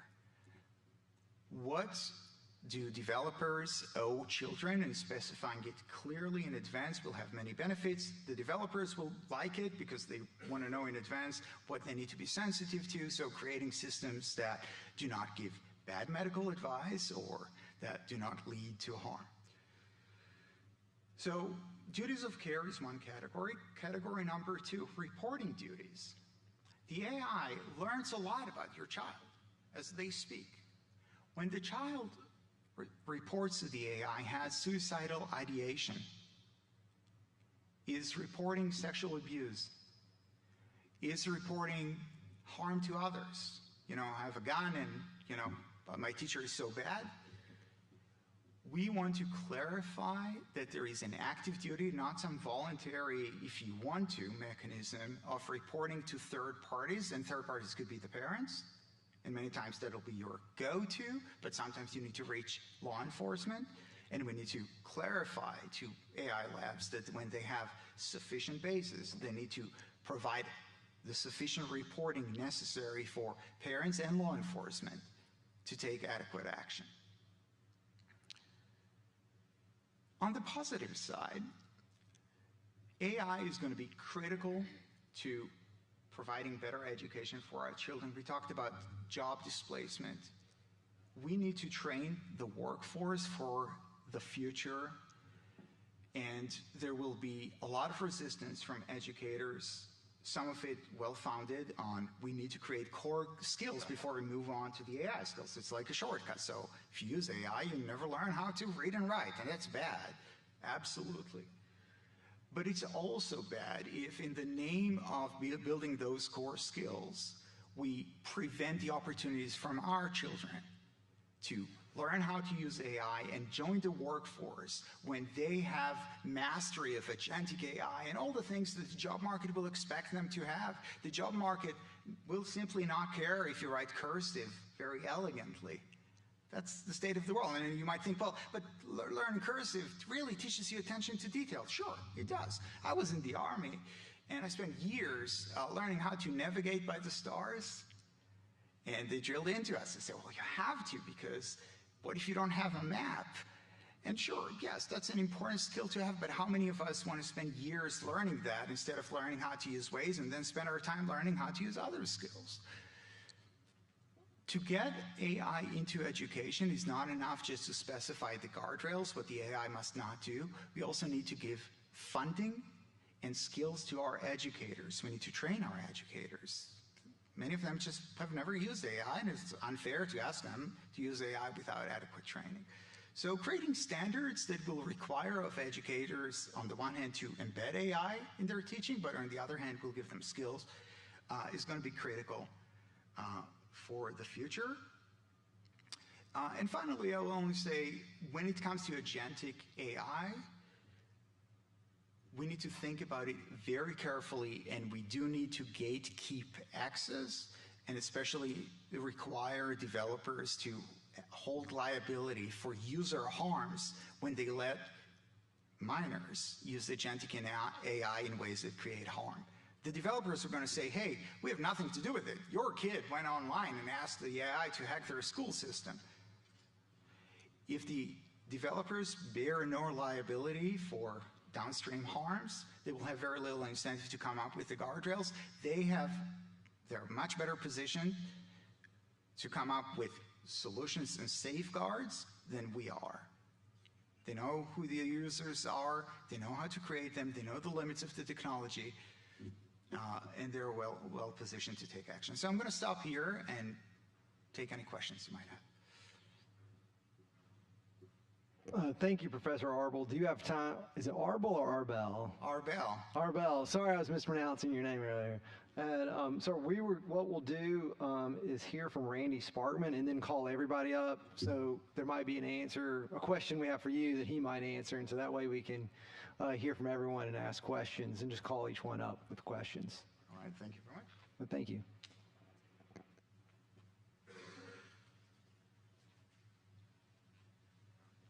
Very good. Thank you very much. I'm Randy Sparkman from up in North Alabama. I realize I'm the only thing between lunch and for Representative Moore. So I'll be brief with my statements here. We'll get going. I thank you for having me.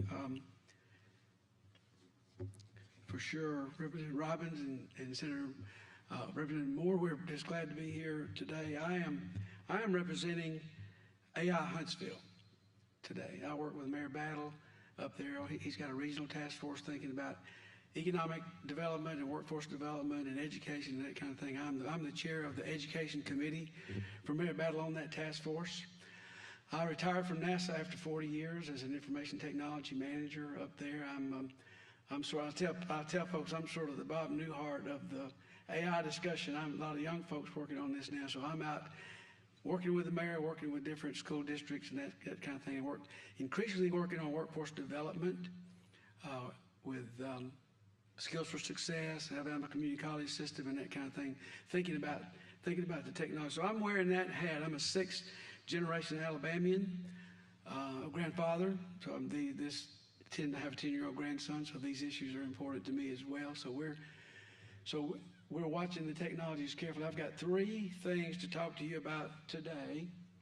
Is to think about defining the technology, enacting legislation, regulation as you're doing, and thinking about the bigger long-term picture. So as we look forward, we see the technology becoming increasingly powerful, usage increasing. We're at OpenAI is reporting 900 million weekly users. So 8 billion people on the planet, 5.5 billion internet users. And then now we're at 1 billion easily weekly users for ChatGPT, right? These other technologies that we're seeing that. We're concerned about the uptake of these technologies at work, right? But it's much slower than we thought it might be. So we've got this increasingly powerful technology, much more usage. Folks are worried about jobs. We're not seeing the uptake like we thought we would see, right? The chatbots are continuing to be persuasive for kids and for adults and for all of us. They're designed to be that way, as they talked about sequencing and other concerns. And then you guys have the challenge of the regulation. What does all that mean in terms of making laws and protecting folks? So if I'm in your seat, I've got a White House that's telling you what you can't do.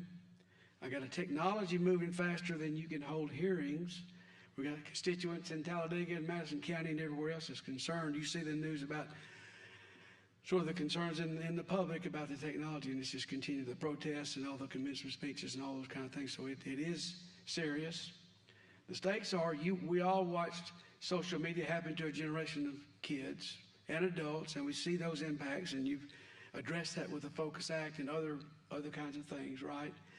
You don't trust anyone to tell you what's really going to happen with the technology. And then you worry about the workforce. What is it going to mean really about jobs as we go forward? So you don't want to be the legislator that kind of handicaps that. So you want to regulate the technology on one hand. On the other hand, you want to make this technology available to our kids, right? So the work you got these bills. We don't agree yet on basic definitions. You're being asked to harness algorithms and chatbots. No one agrees even what that really is. That's kind of where you are at the moment. So what I want to give you quickly today are three things to take back here after the meeting. I want to talk about a working vocabulary, a simple framework, a way for you to define these terms and definitions in a way that you can be consistent across bills, and then as you talk to constituents, as you talk to all your stakeholders. And then I want to encourage you to think about some bold regulation. I realize we want to make these systems available to young people and the workforce and to be smart about it, but I think there is a place where the onus is on you as legislators to protect children, right? And that's what I'm doing as I work. So I'm sanctioned with the mayor to go out and work with K-12 districts, community colleges, workforce development folks, universities. So I'm kind of in the schools, talking to superintendents, talking to school boards, talking to teachers, seeing what they're thinking about doing. And they're concerned about these technologies. And then the third thing is, none of these things compete, is we want to equip Alabamians with command of these tools so they can get the social and economic advantage of the tools, right? So this is a balancing act. So 3 things: define a vocabulary, think about regulation, think about how we equip Alabamians to protect themselves and build leverage as we go forward. So to think about definitions, this is a bewildering and weird set of technologies. I was in the technology business for 40 years. At NASA, I was an IT manager starting out in the 80s. When I got to NASA in 84, there were more ashtrays on desktops than there were PCs. So over those years, we saw the internet and networks, and we managed data centers and cybersecurity and the whole bit. So when I retired, I was the associate CIO for technology at Marshall Space Flight Center. That was my job. So I was privileged to witness and be a part of this whole digital revolution over 40 years. So I was about to retire, and I did retire, and I thought, these AI technologies are something quite different. I was on the school board in Hartselle for 15 years, so I was involved in public education and thinking about the impacts to kids. So I thought, I'm going to continue to work with this, so that's what I've been doing going forward. So when you talk to technology folks, you quickly get this alphabet soup of this and that, right? And it is bewildering to get it done right. So what I thought about in putting myself, Representative Robbins, in your shoes about the frameworks, Representative Moore, he and I have talked a good bit about, I'm in his district, he and I have talked about these definitions. He's doing a lot of really good work in the way he is approaching these discussions. So one way to organize this is to begin with a simple set of terms. So I'm going to talk about 5 elements. And I'm going to begin with the most basic unit of how these AI systems are being built, and that is the large language model. Right? They're trained on language. It's a latent database sitting on these massive servers that they're building with all these NVIDIA chips in these data centers. If you begin with a model, which was pioneered by Google really in 2017 and 2018, and OpenAI broke away from Google in that time frame, but they figured out they had this algorithm called the transformer, and they figured out if they applied massive amounts of computation to that and trained it on massive amounts of data, these things begin to have this human-like intelligence, and they built these models. So that's what's being hosted in all these big data centers we're arguing about all over the country, all over the world, right, in these data centers. That is the unit of innovation, if you will, right? This is the thing that the White House most desperately wants to protect and allow innovation, right? This is the thing. This is the reason they're so pressing so hard for hands-off regulation. They see this as a geopolitical competition, particularly with China. We have the lead. I think we can continue to keep the lead. So this is what the White House is doing when they're protecting, to some extent, these AI companies, right? It's protecting that model. If we go up the stack, the chatbot is the interface to these models that are being built in these data centers, right? This is the software that presents the model to the user. I use this analogy of middle school physics, right? Potential energy versus kinetic energy. A model is potential energy. It's a latent database. It is not alive. It can't do anything until there's an interface, a piece of software that causes it to have a response, right?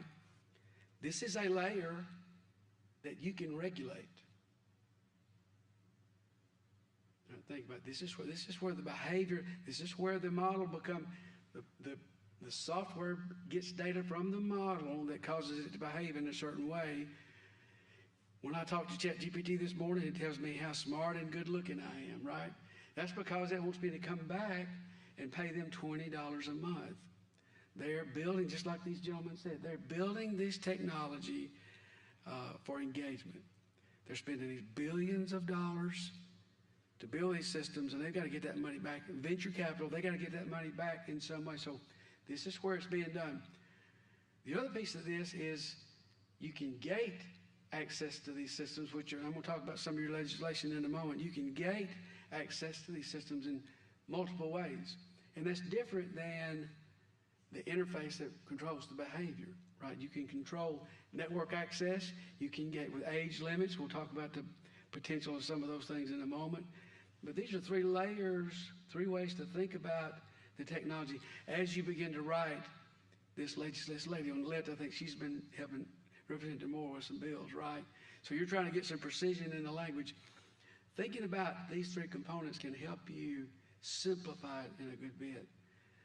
2 more elements that we talk about a lot are a chatbot and an algorithm. And we use these things interchangeably. In computer science, a 3rd grade kid is learning to code, learns step 1, step 2, step 3, if then else, right? This is a deterministic set of steps that happen with computer programming. That's called an algorithm in computer science, but we're talking about something different here, right? We all agree that thinking about Facebook, thinking about the way social media wants to incite our reactions, right? So when you use the word algorithm, I think a clause in a sentence will clarify what you mean when you're defining an algorithm, and you can say, this is software that is trying to elicit a reaction out of me in some way, push my sort of human buttons, right? And a human is deciding the agenda of that algorithm. And you can get that very specific in your legislation. Same with a chatbot, right? You can be, these chatbot and algorithm sort of overlap to some extent, but you can be very specific where a chatbot is presuming to compel connection, right? It is speaking to you as if it's a human. I'll go forward and talk about these a little bit more. So, in terms of the model, the large language model itself that's being built by Anthropic and OpenAI and Google for Gemini, right? That's what's housed in the data center. That's what requires the massive computation to run the inference and the training and that sort of thing. This is where the federal government wants your hands off, frankly. They wouldn't say it like that, right? But this is the thing they want to protect the most, so that these companies can continue to innovate. But you have the option to, where capability becomes experience, you can regulate behavior. You can be specific. You can describe the behavior of a chatbot. You can describe the behavior of an algorithm, right, in your law, and you can have some effect there. The same with the access. Who gets in? What can be turned off? This is age gating. This is parental controls. This is device gates. What you're doing with the App Store, by the way. This is where you can block. And so, does it make sense? These 5 elements of your framework to kind of get the language simpler and more consistent, right? And you could, and I'll rack up some of the existing legislation in these terms. So you've already laid an important foundation, right? You've already got the App Store law is in place, right, based on the one in Texas, and it'll be challenged for sure, right? But that is a way to gate access based on age. Kid gets into the App Store, then he can get to the application, right? Now, I have a 10-year-old grandson. He is going to work to figure out how to get around that. So these are 80% solutions. These are not, as the other speaker said, these are not perfect solutions, right? But you can go that far at least, right? Screen Time Act, the Focus Act is not here. I volunteered. So I was on the school board in Hartsville City Schools for 15 years. Rolled off last year.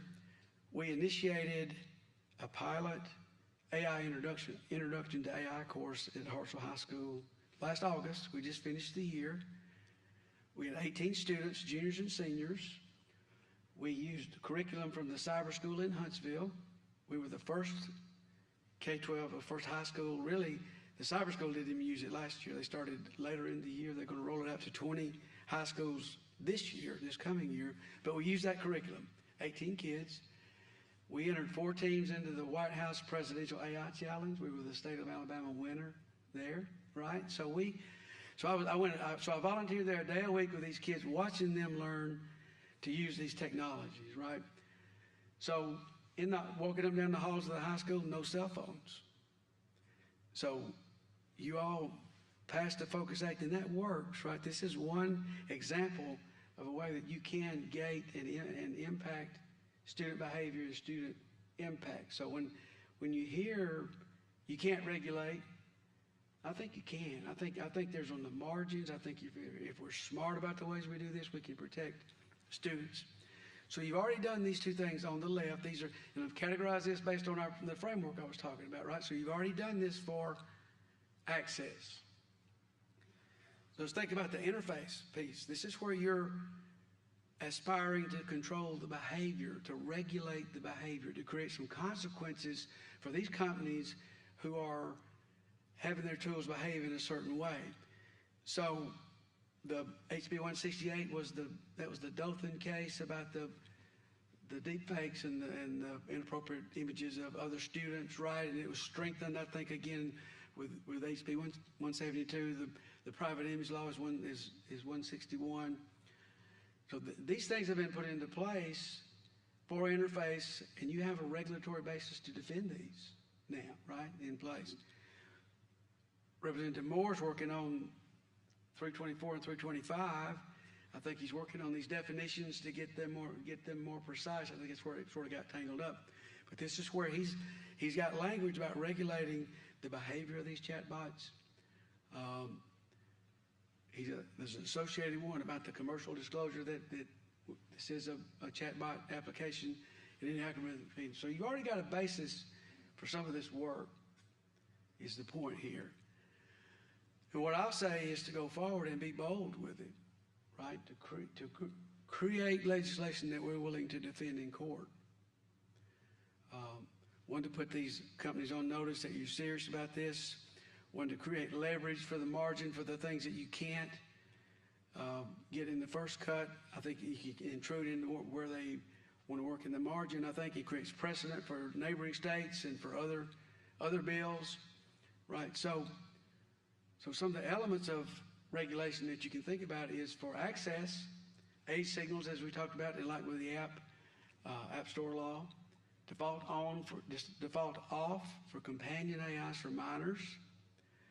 I think the App Store bill already defines 4 tiers of age gating, doesn't it? If I'm thinking about that right. So I think there's already a precedent for ways to get to define a minor and define that sort of thing.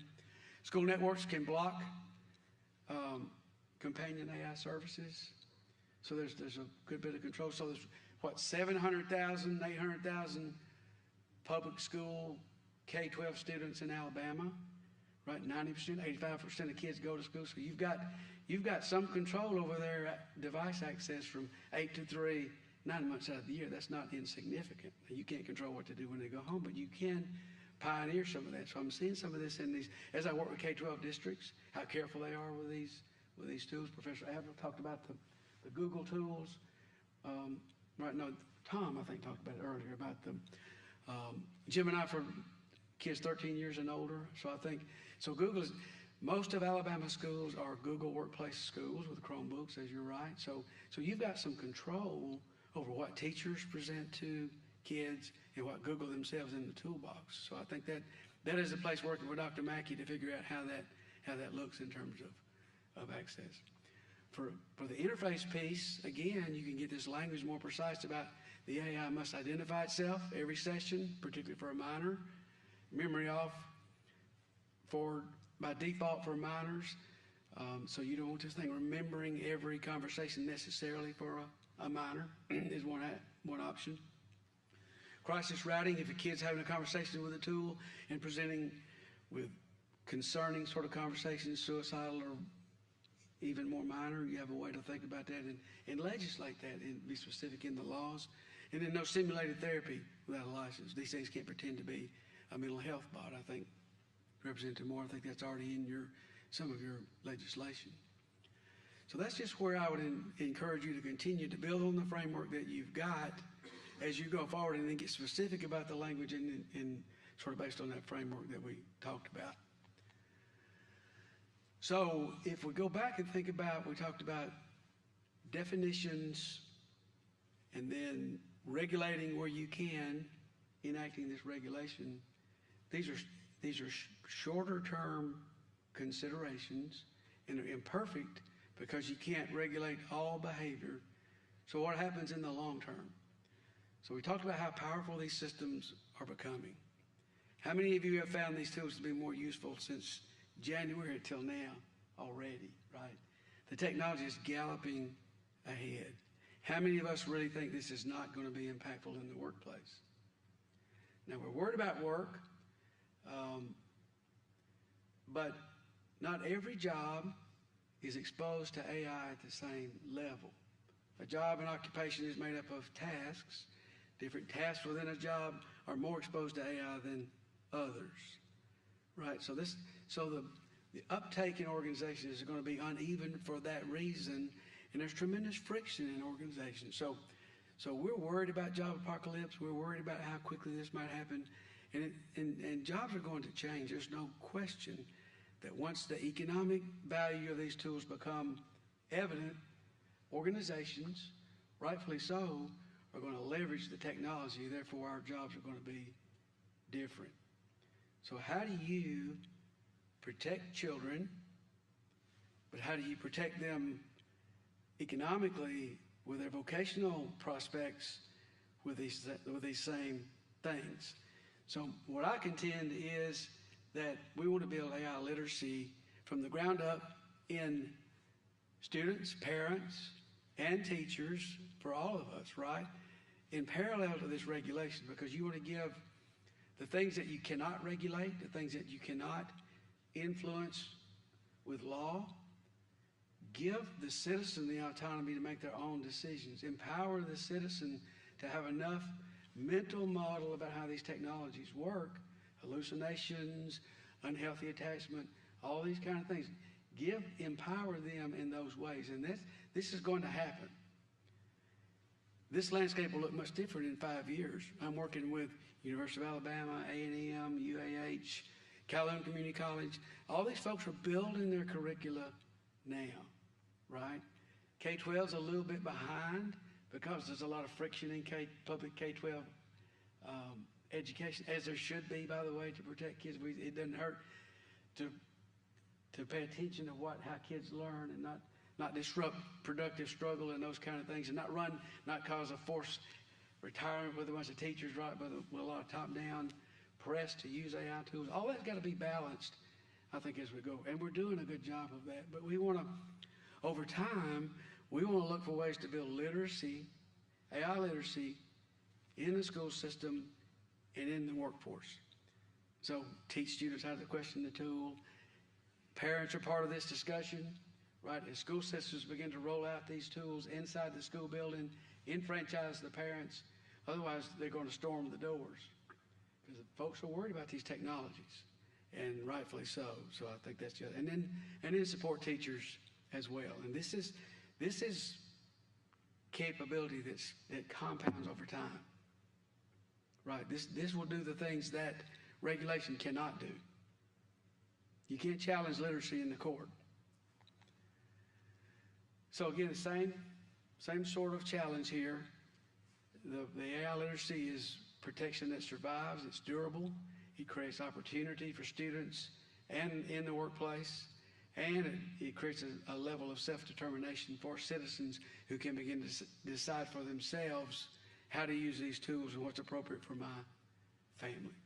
So that's what I've got, Representative Moore. Just speaking to you as a fellow Alabamian here for sure. And I'll join these other folks in answering your questions. Representative Robbins. Thank you so much, Mr. Sparkman. So now, we'll just call up if anyone has a question of any of the three speakers. Feel free to ask it now, and we can call up any of them that you might ask a question to.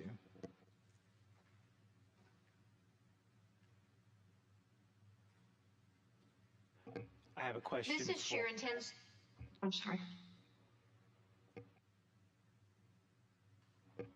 Go ahead, please. Thank you. This is Sharon Tinsley. A couple of the last speakers referenced training educators, and I wonder if there are pilot programs in place that you could point the commission to. I think anybody that can answer that question can. She asked about are there any pilot programs for educators that could be rolled out at a state level or a district level that we could further study? Well, I think what I see in these K-12, districts is in a healthy way, the folks chartered to manage curriculum are engaging in how to use these tools and not, right? So they are picking out the extent to which they add AI content to existing curriculum or looking for other courses. They are very careful about what they let inside their door. So there's a Birmingham company called QuantHub. Y'all familiar with that company? They build AI curriculum, standalone courses, and modules added to existing courses. It's doing really well. The Cyber School in Huntsville is developed this AI course for high schools. I think was, as I said, rolling out to 20 schools this fall. UAH has a group of folks building this. RING is an acronym of K-12 curriculum, right? So I think there are pockets of that growing up, but I will say that I sense the fact that it's very much gated and controlled by the curriculum people inside the districts. So that's my.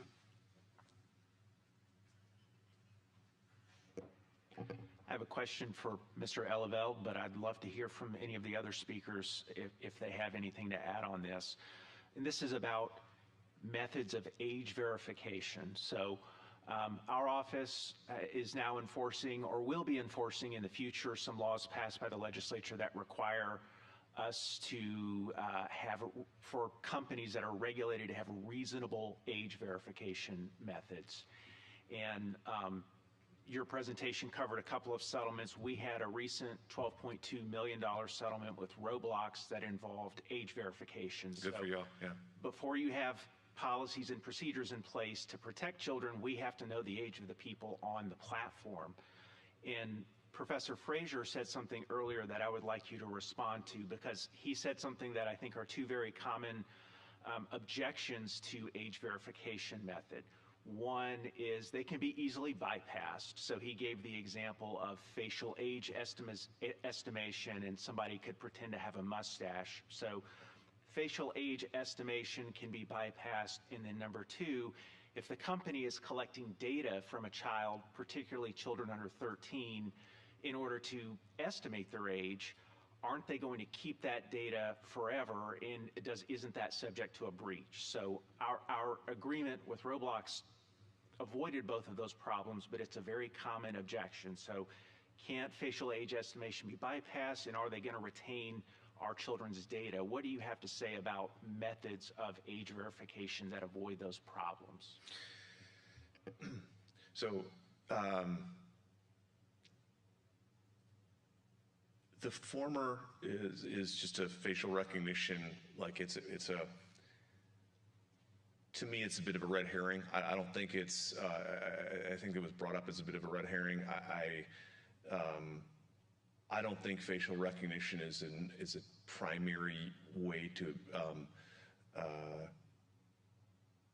estimate age today, in part because it is easy to spoof or fool or whatever.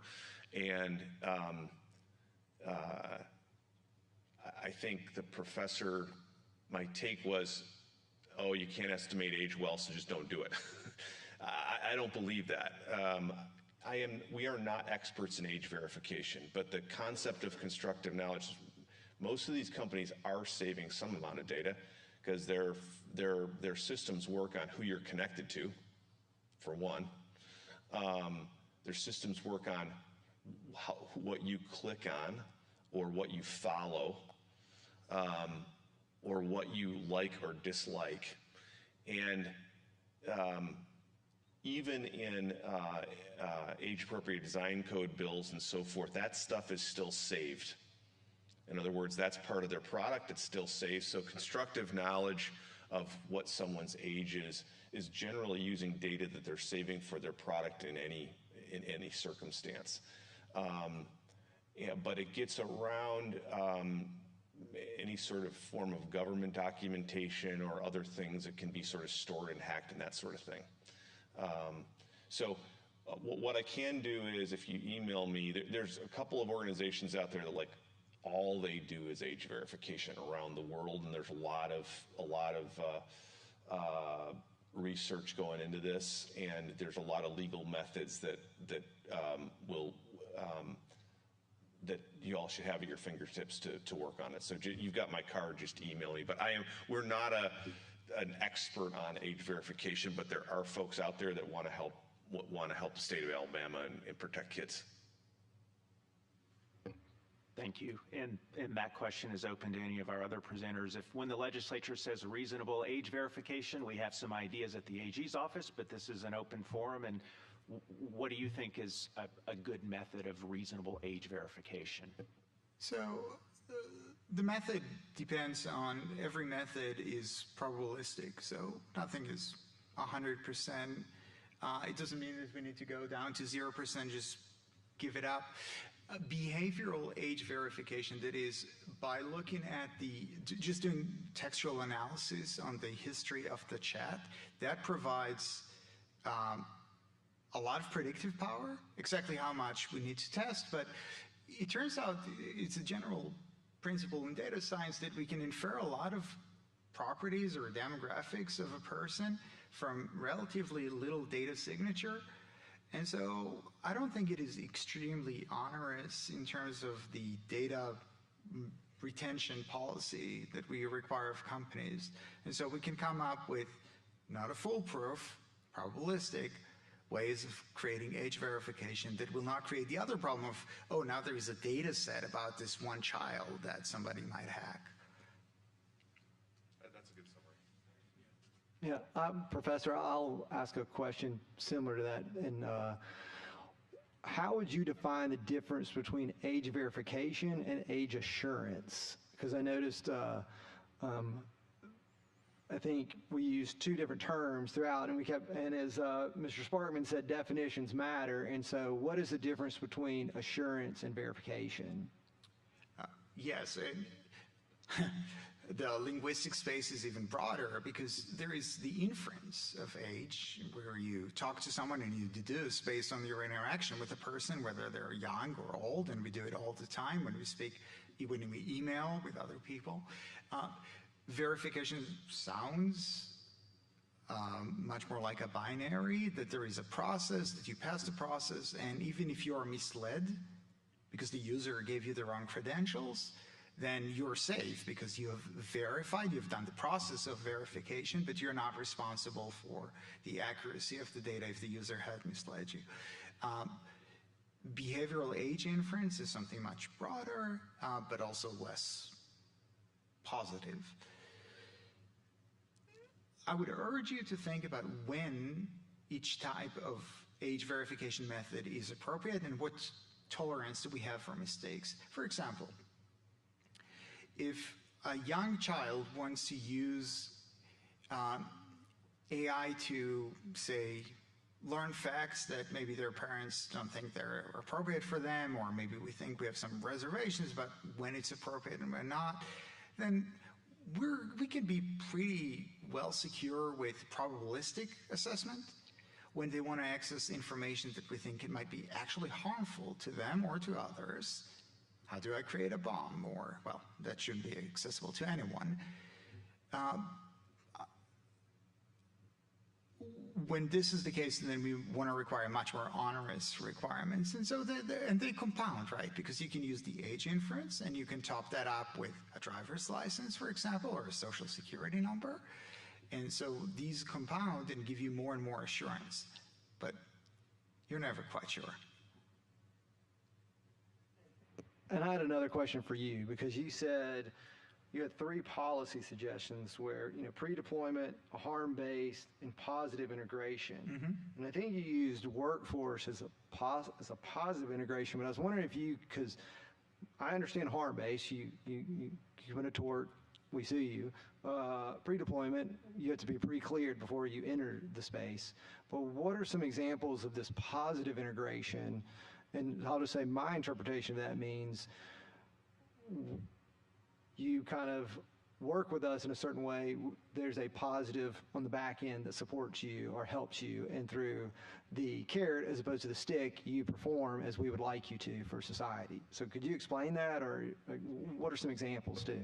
Yes, you wield both the sword and the purse right now. And so when we think about regulation, we often think about the sword, the way to punish the companies, but you also wield the power of the purse, which is you can tell companies that you will, in procurement, for example, you will tell a company, we will let you work with our schools if you prove to our satisfaction that you have proper age verification methods, for example, that you use proper testing to show that your systems don't create dependency.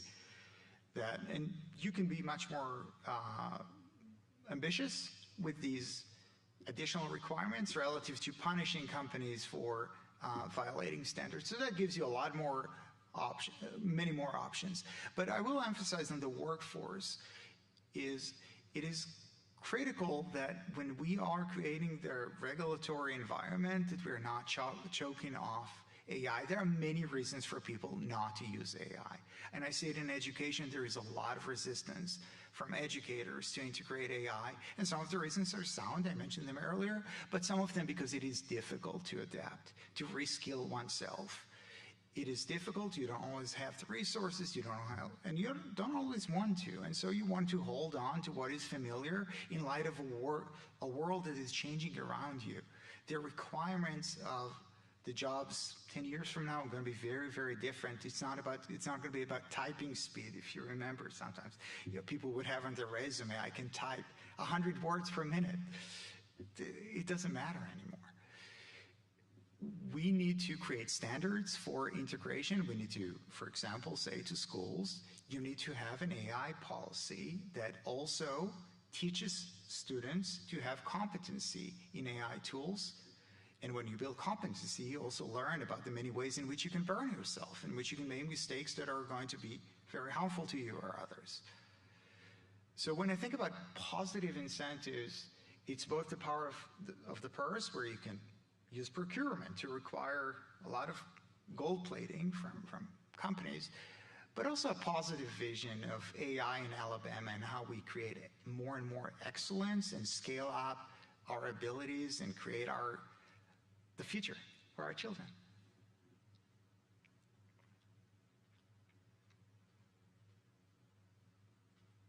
Thank you so very much. Are there any other questions?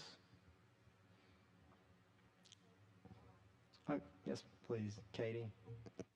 So I know we're talking a lot about children and age verification, and this can be to any of y'all. Is it not true that age verification would apply to all of us in this room as well? I mean, we have to prove that we are not minors. So would that not require additional information being uploaded? I mean, kind of to the concerns that were expressed earlier. I mean, we all have to prove that we're not 14. Is that how that would work with age verification?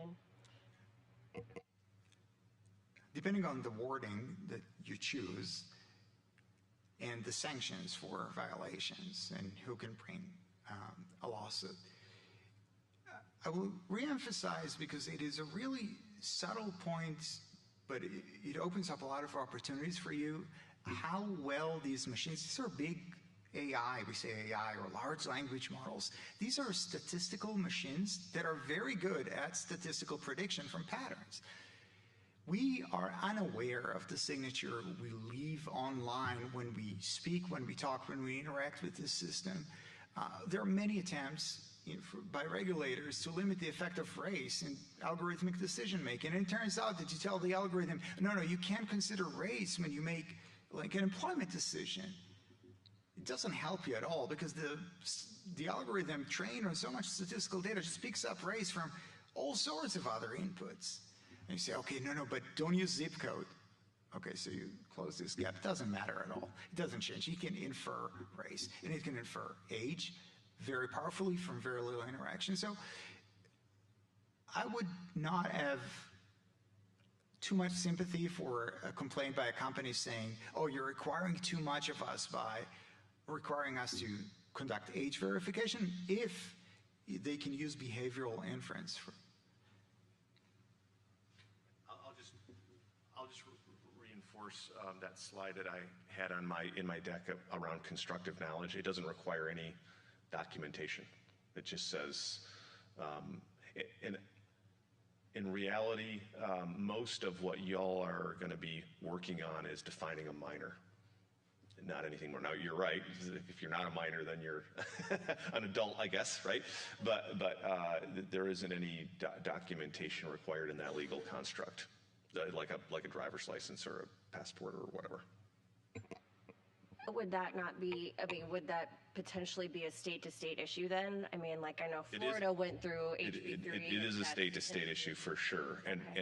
But there's been quite a bit of hard ground plowed on this for a while, and that constructive knowledge concept, the reason I brought it to your attention is because it's come up based on a lot of hard ground being plowed in a bunch of states. Exactly right. So that's kind of, I think, from our experience, best practice right now. It moves fast. I have one more follow-up for you, if that's okay. I know during your presentation, you brought up a lot of the tech companies and, you know, what they may or may not be doing to protect children. Have y'all worked with, or any of the other organizations that you reference as a partner, worked with a specific company? I know you referenced Meta a lot, or any kind of other Google, et cetera, that you might have come to some common ground on these issues? Or do y'all just kind of go at your own pace?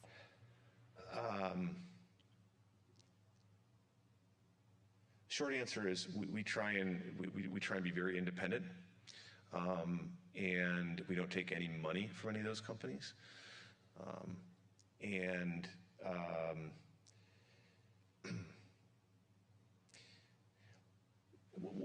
One of the speakers here mentioned that there are, I'm going to digress for just a minute, okay? There are hundreds of companies creating AI products right now. And we're a believer in, there's at a very sort of simplistic high level, and I'm a simplistic guy, so I like high level. There are what are called foundational AI models, and there are what the industry calls small models. I like to call them focused models, okay? And they're just dependent on what you're trying to solve for. So over here, these foundational models, there's very few of these. There's Google and Meta and Google Gemini, and there's ChatGPT and Anthropic. And what they're trying to solve for is any question ever posed by a human being, which is why they use an immense amount of processing power. Because even if you ask it some question like, who's the coach of the, who's the coach of the Alabama football team, it processes like you're asking it, how to design a product, a rocket to go to the moon. It uses that much processing power, which is why all these data centers are being built. Over here, there are focus models that are, let's say, if you, as a professor here said, they're really good at pattern matching. So if you want to train an AI model to pattern match stage 4 pancreatic cancer from images, you curate the training data to a narrow set of training data just on images of pancreases, healthy, stage 1, stage 2, stage 3, stage 4, stage 5. It is incredibly precise at pattern matching stage 4 pancreatic cancer, because ultimately that's all that a physician that's trained to do that does as well, right?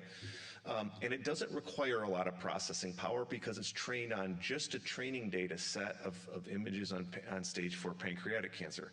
So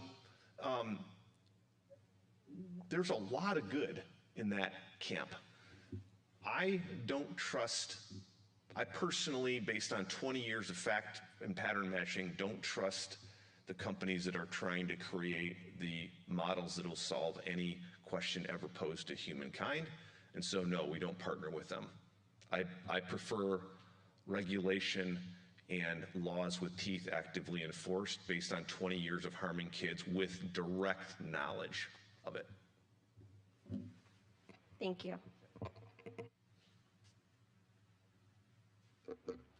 I think someone spoke of the parent readiness gap, and I'm going to take advantage of the experts in the room. What tools or information do parents most urgently need right now? I I think they deserve and need to know what's going on inside the school building. Right, so I think the extent to which we can encourage superintendents, school boards to think about what their policy is, what their position is. There are 130 roughly public school systems in Alabama. Only 40 of those school districts have published AI policies. Only 6 of those policies have been voted on by the school board. 6 of 130, right? The 40 or so policies that exist reside in handbooks, codes of conduct, somewhat informal documents that the board has not really even voted on, right? I'm not trying to create a lot of work for the Association of School Boards. I work with them, and they're doing all they can do. But it's about, to your question about the parents, it's about investing in the conversation. Because these parents and these kids, the older they get, as they said, they're using these tools already, right? They're using them to do their homework. They're using them for all the reasons all of us are using them for, right? So I think getting that conversation going inside these school buildings is important. That's part of what we're trying to do with AI Huntsville. Is we don't have any money, any power, anything any more than being able to be out and cause these conversations to begin to happen. So, if I may, one point from before, because I think it is such a critical point about parenting. We want parents to know when their children report to the AI companion, chatbot, whatever, when they're being abused, when they suffer from suicidal ideation, when they suffer a mental breakdown. We want the parents to be in the know, but you have a delicate task in front of you, because you also don't want the AI to become completely unreliable to the child, such that the child cannot seek any sort of advice. So if the AI reports and say, well, your daughter is thinking about cheating on her science exam. Well, I do want to know that for sure as a parent, but if we create such reporting duties that are so expensive, the child will not necessarily reap the utility of having someone to vent off to. For the things that are truly harmful, we need to create very clear standards that are not voluntary. There is an active reporting duty to parents and sometimes to third parties. I'll just say quickly, I mentioned that ScreenStrong company. They have a parent curriculum as well. And again, it's being rolled out. The 3rd and 4th grade curriculum is being rolled out in the South Carolina school districts and funded by the state. Part of the reason to have those books is the kids bring them home to their parents. Okay, and so they're teaching their parents about what's going on in their brain being rewired with these electronic devices and so forth. So that's one of ScreenStrong's goals, is to teach parents through the kids in the classroom.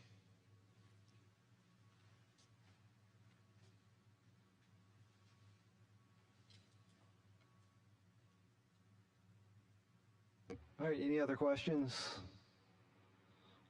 Okay, I want to thank all of our speakers for coming today, and I'm sure people might have some other questions, but they know it's 12:30 and they're ready to eat. So I think we've gotten everybody's contact information. So I'd ask every member of the committee, feel free to ask them questions at any point. I know that they all have busy workloads, but I'm sure a question here or there they'd be happy to answer. I also want to point out to everybody just a few housekeeping things. Jonathan Davis is in the room. He's in between Mr. Sparkman and Professor Harwell. He is a professor at Sanford University, but is on a sabbatical right now working for it's called, do you want to just step up just for a minute and explain, instead of me explaining what you're doing? Thanks so much for a wonderful, very interesting meeting today. I wrote down a lot of questions myself. Yes, I'm on sabbatical from Sanford this year, working with Penn State, and we have a grant. The Research Translation Platform has a grant to basically support the work of legislators by connecting legislators with experts such as these folks who've spoken to us this morning. So while I'm on sabbatical, my job is to basically broker meetings between legislators and folks who can answer those legislators' questions, who can help provide the evidence that we've heard today. So I'm open to meeting with you on Zoom or in person anytime over this summer, and as the commission continues to do its work. If you have a specific question about things and these experts maybe are inaccessible or maybe their area of expertise differs somewhat, I'm happy to try to link you up with someone. We have a network of over 1,000 folks across the nation who specialize in prevention of child abuse and protection of children. So we're happy to serve. Thank you. Thank you, Dr. Davis. And I want to point out that is what the handout says, that if their study, what they research focuses on preventing substance abuse and protecting children from child abuse and neglect. And so if you have any questions, I know we're not dealing with substance abuse, but they can help in that area too, and anything dealing with child abuse and neglect. I also want to point out we have a handout from Emily Grace from LSA on some issues we asked her to research. And as we move forward, I envision this and it's kind of growing and evolving. We've kind of run and used all of our time today, so I don't think we're going to go over this report now. But I think that every presenter we had today had some great information.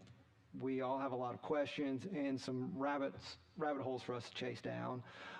What I'd like for us to do is kind of put some of that on LSA to provide some research for us and some context. Whether that be anything from the positive integration to the Transparency Coalition, what they're saying some other states have done to review those states, from the Abundance Institute and what they, some of the policy positions they have, like which I thought was interesting, the bits and bots conversation and this parent readiness gap, if there's any states that have looked at that and how we can put that into our report.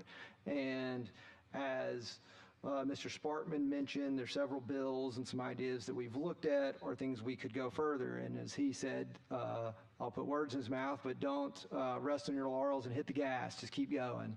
And so with that, I think as we move along, this report can evolve into a series of bills, but I think we might also want to ask LSA to pull some of those bills, and we can take a look at them. So I will let everyone know too, before I get into that, so please read the handout from LSA, make notes on what your thoughts are, and throughout maybe the next week, if you feel, shoot me an email, and we'll do this kind of informally on what things we might want LSA to look at. So that way you can go through me or through Alicia, but that way I don't send LSA, Representative Moore doesn't send like the same questions, and they're getting bombarded with, well, 5 people just asked me to look at the same thing. What do I do? And we can have a more synthesized, here are some of the topics we'd like you to review based off this meeting. And please send in emails or notes with questions you have about the handout, and we'll deal with the handout more at our next meeting. And with that, I've already, without discussing it with anyone, because Senator Gudger has someone he wants to come to the next meeting and a date that it worked for his schedule on data privacy.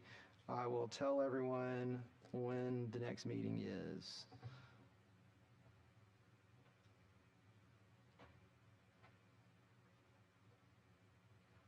It'll be Wednesday, June 24th. And right now we have lined up, just begin with a Dr. Robert Epstein, who's an expert on algorithms and data privacy. And so the next meeting will focus on that. And in between, as Dr. Davis said, because we're covering a lot of territory. So in the interim, if there's ever any, experts or people you would like us to bring in and have and present to us, please reach out to me and let me know. And in the interim, if there's ever a time where you say, hey, I've got this person, he or she is an expert in X, but they can only do a Zoom call on a Tuesday, do any members want to do we want to possibly just jump on a quick Zoom call, and that can work too.